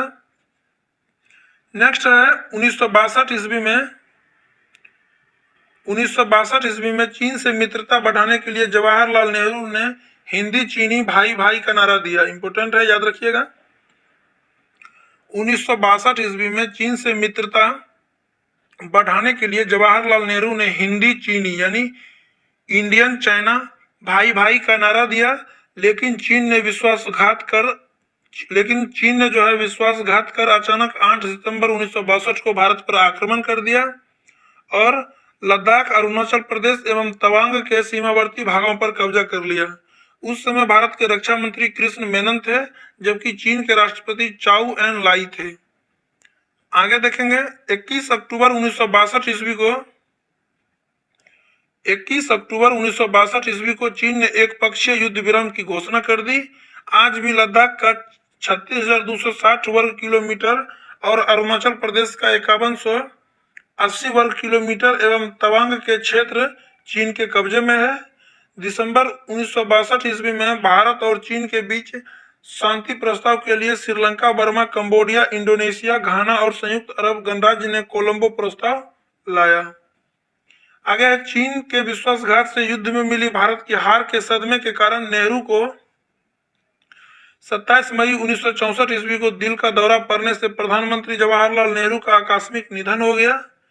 9 जून 1964 ईस्वी को लाल बहादुर शास्त्री भारत के प्रधानमंत्री बने। 9 जून 1964 ईस्वी को लाल बहादुर शास्त्री भारत के प्रधानमंत्री बने। पाकिस्तान ने अगस्त 1965 ईस्वी में भारत पर आक्रमण किया, जिसमें पाकिस्तान को पराजय का सामना करना पड़ा।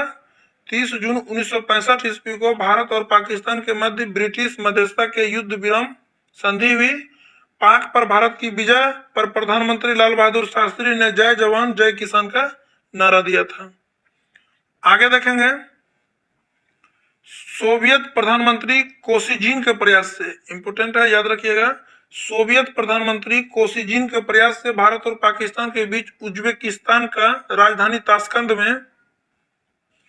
ताशकंद में जो है एक समझौता हुआ, जिस पर पाकिस्तानी राष्ट्रपति अयूब खान और भारतीय प्रधानमंत्री लाल बहादुर शास्त्री ने हस्ताक्षर किए। ताशकंद समझौते के बाद ताशकंद में ही 11 फरवरी 1966 को लाल बहादुर शास्त्री की आकस्मिक मृत्यु हो गई। आगे 24 जनवरी 1966 को, याद रखिएगा ये डेट, 24 जनवरी 1966 को श्रीमती इंदिरा गांधी भारत की पहली महिला प्रधानमंत्री बनी। 1967 में नाथुला दर्रे, इंपोर्टेंट है, 1967 में नाथुला दर्रे चीनी सैनिकों की घुसपैठ को लेकर संघर्ष में चीन को भारी नुकसान हुआ और भारत की रणनीतिक जीत पर प्रधानमंत्री इंदिरा गांधी को शक्ति की देवी कहा जाने लगा। वर्ष 1968 से लेकर 1978, याद रखिएगा, इस 10 साल में चली हरित क्रांति ने भारत को खाद्यान्न के मामले में आत्मनिर्भर बना दिया, जिसे हरित क्रांति का दशक भी कहा जाता है। आगे है, 12 जुलाई 1969 को तत्कालीन प्रधानमंत्री इंदिरा गांधी ने बैंकों का राष्ट्रीयकरण कर दिया। 12 जुलाई 1969 को तत्कालीन प्रधानमंत्री इंदिरा गांधी ने बैंकों का राष्ट्रीयकरण कर दिया और साथ ही उन्होंने लगभग 400 रजवाड़ों को आजादी के समय से ही मिल रहे विशेष भत्ते को बंद कर दिया। आगे है, दिसंबर 1970 ईस्वी के आम चुनाव में 2 सीटों को छोड़कर, यानी पूर्वी पाकिस्तान की सभी सीटों पर मुजीबुर रहमान अवामी लीग की जीत हो गई। 1970 ईस्वी के आम चुनाव के वक्त पाकिस्तान के राष्ट्रपति याहिया खान एवं प्रधानमंत्री जुल्फिकार अली भुट्टो थे, जो अवामी लीग यानी मुजीबुर रहमान को सत्ता सौंपने से इनकार कर दिया। फलस्वरूप पूर्वी पाकिस्तान में असंतोष की क्रांति उत्पन्न हो गई। जो पूर्वी पाकिस्तान वर्तमान में अब बांग्लादेश के नाम से जाना जाता है। आगे है 1956 ईस्वी में फैसला लिया गया कि अब से पूर्वी बंगाल को पूर्वी पाकिस्तान कहा जाएगा। इसे बंग बंधु मुजीबुर रहमान ने बंगाली संस्कृति की पहचान का खतरा बताया। 7 मार्च 1971 ईस्वी को भाषा और रोजगार को लेकर बंग बंधु मुजीबुर रहमान ने आंदोलन की घोषणा की। इसके बाद पाकिस्तानी सेना ने ऑपरेशन सर्चलाइट चलाई। परिणाम स्वरूप 1971 की लड़ाई जो है मुक्ति वाहिनी और पाकिस्तानी फौजों के बीच लड़ी गई।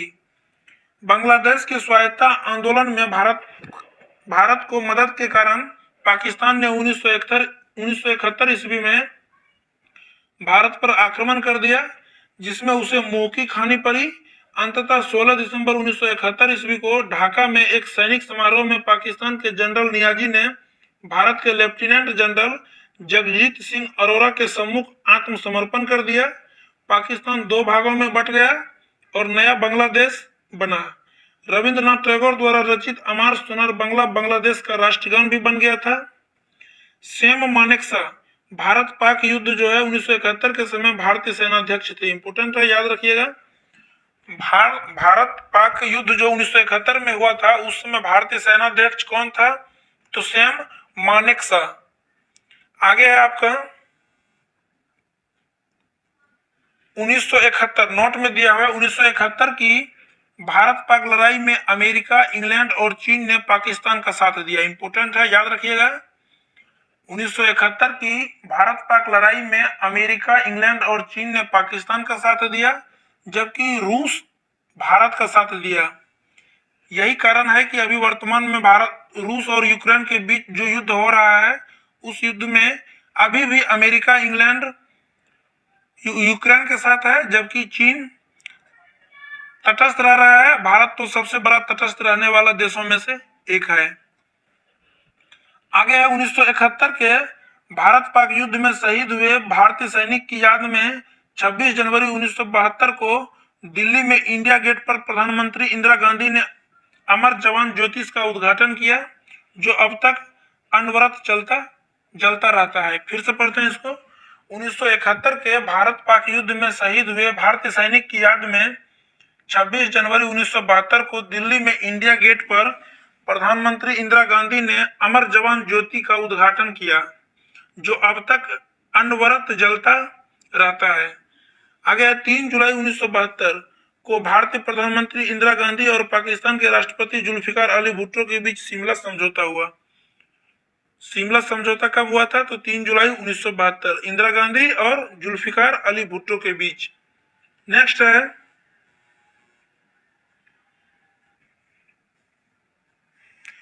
आगे है 18 मई 1974 ईस्वी को प्रधानमंत्री इंदिरा गांधी के द्वारा पोखरण में देश का पहला शांतिपूर्ण परमाणु परीक्षण किया गया। इस परीक्षण को स्माइलिंग बुद्धा नाम दिया गया। इंपोर्टेंट है, याद रखिएगा। भारत का पहला परमाणु परीक्षण कब किया गया था? तो 18 मई 1974 को। इस परमाणु परीक्षण का क्या नाम दिया गया था? तो स्माइलिंग बुद्धा नाम दिया गया था। नेक्स्ट है कच्चा तीबू द्वीप, याद रखिएगा। कच्चा तीबू द्वीप भारत और श्रीलंका के बीच तनाव का मुख्य क्षेत्र था। इंपोर्टेंट है, याद रखिएगा। भारत और श्रीलंका के बीच तनाव का मुख्य क्षेत्र था, जिसे भारत ने एक समझौते के तहत 28 जून 1974 ईस्वी को श्रीलंका को दे दिया। आगे है 19 अप्रैल 1975 को सोवियत संघ के प्रक्षेपयान कॉस्मोस के द्वारा पहले भारतीय उपग्रह आर्यभट्ट का सफल परीक्षण हुआ, जो भारतीय खगोल शास्त्री आर्यभट्ट के नाम पर रखा गया। 25 जून 1975, याद रखिएगा, इंदिरा गांधी ने आपातकाल की घोषणा की। 25 जून 1975 को इंदिरा गांधी ने आपातकाल की घोषणा की। 24 मार्च 1977 को मोरारजी देसाई, जो जनता पार्टी के थे, प्रथम गैर कांग्रेसी प्रधानमंत्री बन गए। 16 जनवरी 1978 ईस्वी को मोरारजी देसाई सरकार ने 1000, 5000 और 10,000 रुपए के नोटों को बंद करने की घोषणा कर दी। 1000, 5000 और 10,000 रुपए के नोटों को बंद करने की घोषणा कौन कर दी थी? तो मोरारजी देसाई के सरकार ने, जो जनता पार्टी की सरकार था। आगे है 1978 ईस्वी में इंदिरा गांधी ने कांग्रेस आई पार्टी का गठन किया। 1978 ईस्वी में इंदिरा गांधी ने कांग्रेस आई पार्टी का गठन किया। 1982 ईस्वी में पंजाब में अकाली आंदोलन शुरू हुआ। 1982 ईस्वी में पंजाब में अकाली आंदोलन शुरू हो गया था। नेक्स्ट है 3 अप्रैल 1984, याद रखिएगा ये डेट। 3 अप्रैल 1984 राकेश शर्मा बने प्रथम भारतीय अंतरिक्ष यात्री। इनके साथ 2 अन्य सोवियत रूस के अंतरिक्ष यात्री भी थे। अंतरिक्ष स्टेशन से जब राकेश शर्मा ने प्रधानमंत्री इंदिरा गांधी को फोन किया तो इंदिरा गांधी ने पूछा कि वहां से हमारा हिंदुस्तान कैसा नजर आता है, तो शर्मा ने जवाब दिया, सारे जहां से अच्छा हिंदुस्तान हमारा। याद रखिएगा, इंपॉर्टेंट है। आगे है 23 मई 1984 ईस्वी को बछेंद्री पाल विश्व की सबसे ऊंची चोटी माउंट एवरेस्ट पर चढ़ाई करने वाली भारत की पहली महिला बनी।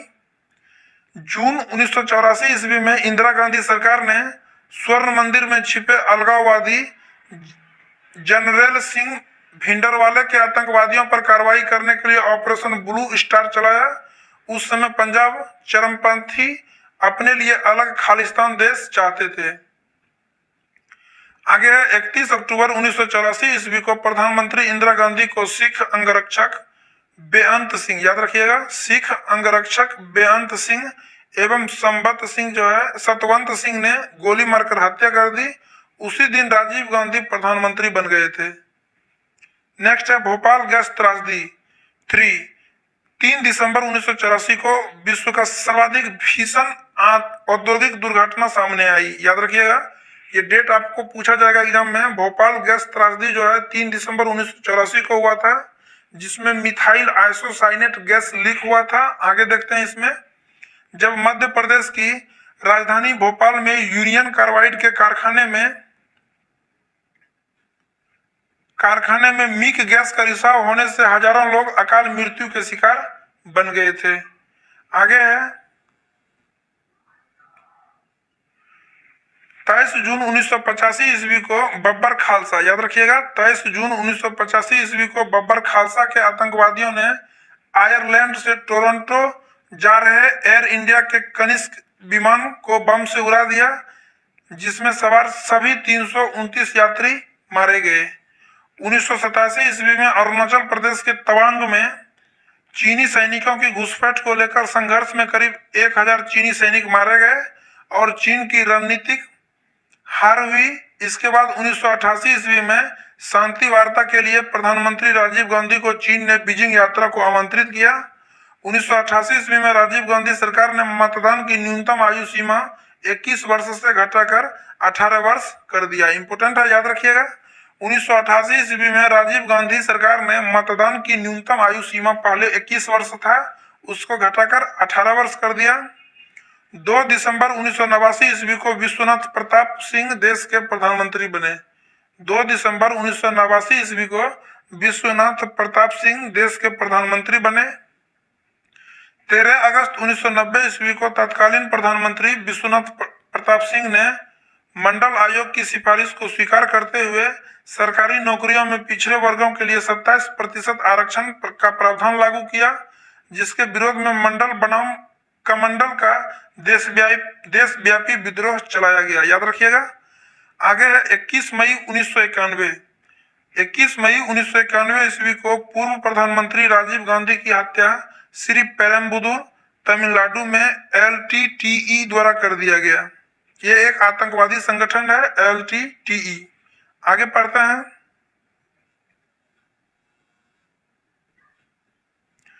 1991 ईस्वी में तत्कालीन प्रधानमंत्री नरसिंह राव और वित्त मंत्री डॉक्टर मनमोहन सिंह ने देश में आर्थिक सुधारों का ऐतिहासिक एक नया आर्थिक उदारवादी दौर आरंभ हो गया। किस समय? तो नरसिंह राव के समय में। आगे विश्व सिनेमा को यादगार फिल्में देने वाले निर्माता निर्देशक सत्यजीत रे को 1992 में ऑस्कर का लाइफ टाइम अचीवमेंट अवार्ड प्रदान किया गया। 6 दिसंबर 1992 ईस्वी को अयोध्या में कार सेवकों द्वारा राम जन्मभूमि बाबरी मस्जिद गिराया गया। बाबरी मस्जिद ध्वंस के प्रतिशोध में 12 मार्च 1993 ईस्वी में मुंबई बम धमाकों में 224 लोग मारे गए। आगे है महाराष्ट्र के लातूर में 30 सितंबर 1993 ईस्वी को भयानक भूकंप से लगभग 50,000 से अधिक लोग मारे गए थे। याद रखिएगा, यह भूकंप 1993 में आया था। 17 दिसंबर 1993 ईस्वी को भारत ने डंकल प्रस्ताव स्वीकार किया।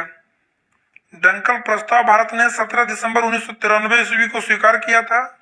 1995 ईस्वी में पश्चिम बंगाल के मुख्यमंत्री ज्योतिष बसु और केंद्रीय संचार मंत्री खुदीराम ने सेल फोन पर पहली बार बात करते हुए देश में मोबाइल सेवा की शुरुआत की। कब? 1995 में। याद रखिएगा, इंटरनेट का भी शुरुआत जो है 1995 में ही हुआ है। 16 फरवरी 1998 ईस्वी को राष्ट्रपति के.आर. नारायण मताधिकार का प्रयोग करने वाले भारत के प्रथम प्रधानमंत्री बने। 11 से 13 मई 1998 ईस्वी को पोखरण में प्रधानमंत्री अटल बिहारी वाजपेयी द्वारा ऑपरेशन शक्ति मिशन के तहत 5 परमाणु परीक्षण किया गया, जिसका नारा था जय जवान, जय किसान, जय विज्ञान। याद रखिएगा। आगे है 1998, ये डेट याद रखिएगा। अमर्त्य सेन को अर्थशास्त्र का नोबेल पुरस्कार प्रदान किया गया। नेक्स्ट है मई से जुलाई 1999 में कश्मीर के कारगिल में जो है पाकिस्तानी घुसपैठियों और भारतीय सेना के बीच लड़ाई में 530 से अधिक भारतीय सैनिक शहीद हो गए। याद रखिएगा, कारगिल के युद्ध में 530 से अधिक भारतीय सैनिक शहीद हो गए थे। हालांकि कारगिल का युद्ध भी भारत जीत लिया था। 24 दिसंबर 1999 ईस्वी को इंडियन एयरलाइंस 814 विमान को पाकिस्तानी आतंकियों ने काठमांडू से अपहरण कर कंधार ले गए, जिसके बदले में आतंकी मौलाना मसूद अजहर और उसके साथियों को कश्मीर जेल से वाजपेयी सरकार को छोड़ना पड़ गया था। 26 जनवरी 2001 ईस्वी को गुजरात के भुज में करीब 8 तीव्रता वाले आए भूकंप से भयंकर तबाही के कारण हजारों लोग मारे गए। इंपोर्टेंट है, याद रखिएगा। ये बिहार दरोगा प्रीलिम्स में पूछा हुआ क्वेश्चन है। 2446 वैकेंसी में गुजरात के भुज में भूकंप कब आया था? तो 2001 में। आगे है 13 दिसंबर 2001 को मौलाना मसूद अजहर के आतंकवादियों के भारतीय संसद भवन पर हमला कर दिया, जिसमें 9 भारतीय सिपाही शहीद हो गए, लेकिन आतंकवादियों के इरादे को विफल कर दिया। 27 फरवरी 2002 ईस्वी को गुजरात के गोधरा में साबरमती एक्सप्रेस में लगी आग में 59 कार सेवक मारे गए, जिसकी प्रतिक्रिया में गुजरात दंगों में 1000 से अधिक लोग भी मारे गए थे। आगे है 3 फरवरी 2003 के दिन, याद रखिएगा। 3 फरवरी 2003 के दिन जो है पृथ्वी की कक्षा में प्रवेश करते समय कोलंबिया शटल यान जो है दुर्घटनाग्रस्त हो गया और कल्पना चावला सहित इसमें सवार 7 अंतरिक्ष यात्री मारे गए। 13 मई 2004 को लोकसभा चुनाव में हार के बाद वाजपेयी सरकार का इस्तीफा हुआ और 22 मई को मनमोहन सिंह प्रधानमंत्री बन गए। याद रखिएगा, मनमोहन सिंह प्रधानमंत्री 2004 में बने थे। 2004 में भारतीय प्रधानमंत्री मनमोहन सिंह और अमेरिकी राष्ट्रपति जॉर्ज बुश ने ऐतिहासिक और सैन्य परमाणु सहयोग संधि पर हस्ताक्षर किए। 26 दिसंबर 2004 में आई सुनामी से प्रभावित क्षेत्रों में 3 लाख लोग मारे गए। 2005 में सूचना का अधिकार कानून पारित हुआ। इंपोर्टेंट है, याद रखिएगा। 2005 में सूचना का अधिकार कानून पारित हुआ। 7 दिसंबर 2005 को ऐतिहासिक राष्ट्रीय रोजगार गारंटी अधिनियम जो है संपूर्ण भारत में लागू हुआ, जो कोरोना काल में ग्रामीण रोजगार का मुख्य आधार बना। याद रखिएगा, 7 दिसंबर 2005 को ऐतिहासिक राष्ट्रीय रोजगार ग्रामीण अधिनियम संपूर्ण भारत में लागू कर दिया गया, जो कोरोना काल में ग्रामीण रोजगार का मुख्य आधार बन गया। आगे 25 जुलाई 2007 ईस्वी को प्रतिभा देवी सिंह पाटिल देश की पहली महिला राष्ट्रपति बनी।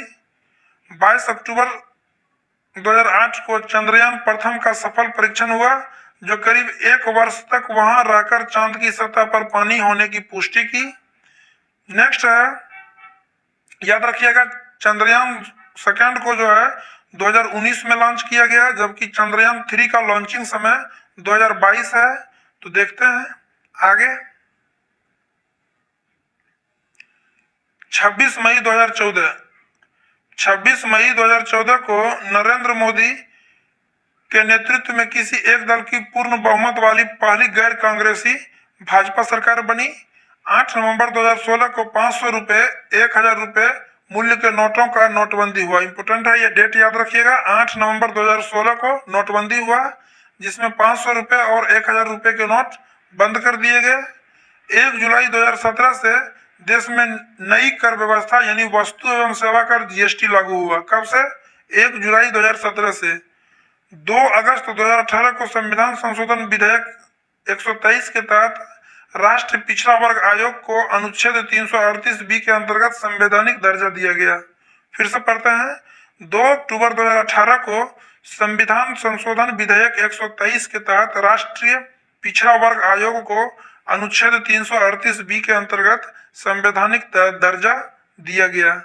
आगे है, हो गया 2-3 मिनट और होगा। 16 अगस्त 2018 को याद रखिएगा, 16 अगस्त 2018 को पूर्व प्रधानमंत्री अटल बिहारी वाजपेयी का दिल्ली के एम्स हॉस्पिटल में निधन हो गया। 17 अगस्त को राजघाट के निकट स्मृति स्थल पर उनका अंतिम संस्कार हुआ। याद रखिएगा, राजघाट के निकट स्मृति स्थल है, वहीं पर अटल बिहारी वाजपेयी का अंतिम संस्कार हुआ। 14 जनवरी 2019 से देश के सवर्ण जाति वर्ग के गरीबों के सरकारी नौकरियों और शिक्षण संस्थानों में 10% आरक्षण का प्रावधान लागू हुआ। कब से? 14 जनवरी 2019 से। 10 मई 2019 को भाजपा के नरेंद्र मोदी लगातार दूसरी बार देश के प्रधानमंत्री बने। 5 अगस्त, यहाँ अगस्त होगा, ये टाइपिंग मिस्टेक है। 5 अगस्त 2019 को राष्ट्रपति की मंजूरी के बाद धारा 370 के तहत जम्मू कश्मीर को मिले विशेष राज्य के दर्जे को समाप्त कर दिया। और 31 अक्टूबर, ये डेट याद रखिएगा, 31 अक्टूबर 2019 से वहां पूर्ण रूप से भारतीय संविधान को लागू कर दिया गया। 31 अक्टूबर 2019 से जम्मू कश्मीर एवं लद्दाख केंद्र शासित प्रदेश बन गया। आगे है, 9 अक्टूबर 2019 को सुप्रीम कोर्ट के मुख्य न्यायाधीश रंजन गोगोई ने अयोध्या विवाद पर ऐतिहासिक फैसला सुनाया, जिसमें विवादित जमीन पर हिंदू पक्षकारों का अधिकार प्राप्त हो गया। आगे है आपका 12 दिसंबर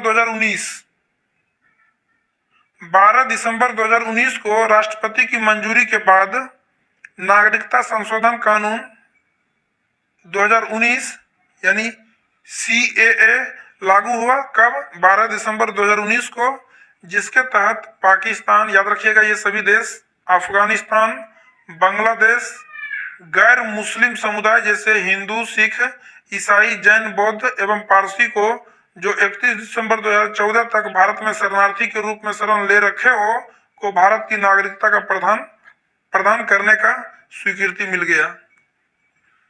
आगे है 20 मार्च 2020 को बहुचर्चित निर्भया कांड के 4 दोषियों अक्षय ठाकुर, मुकेश सिंह, पवन गुप्ता और विनय शर्मा को तिहाड़ जेल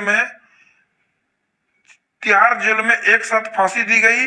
यह आजाद भारत में पहली बार फांसी है जिसमें एक साथ 4 दोषियों को फांसी दी गई। आगे 25 मार्च 2020 से कोरोना वायरस यानी कोविड-19 विश्वव्यापी महामारी के कारण राष्ट्रीय आपदा अधिनियम के तहत संपूर्ण भारत में लॉकडाउन यानी तालाबंदी लागू किया गया। कब?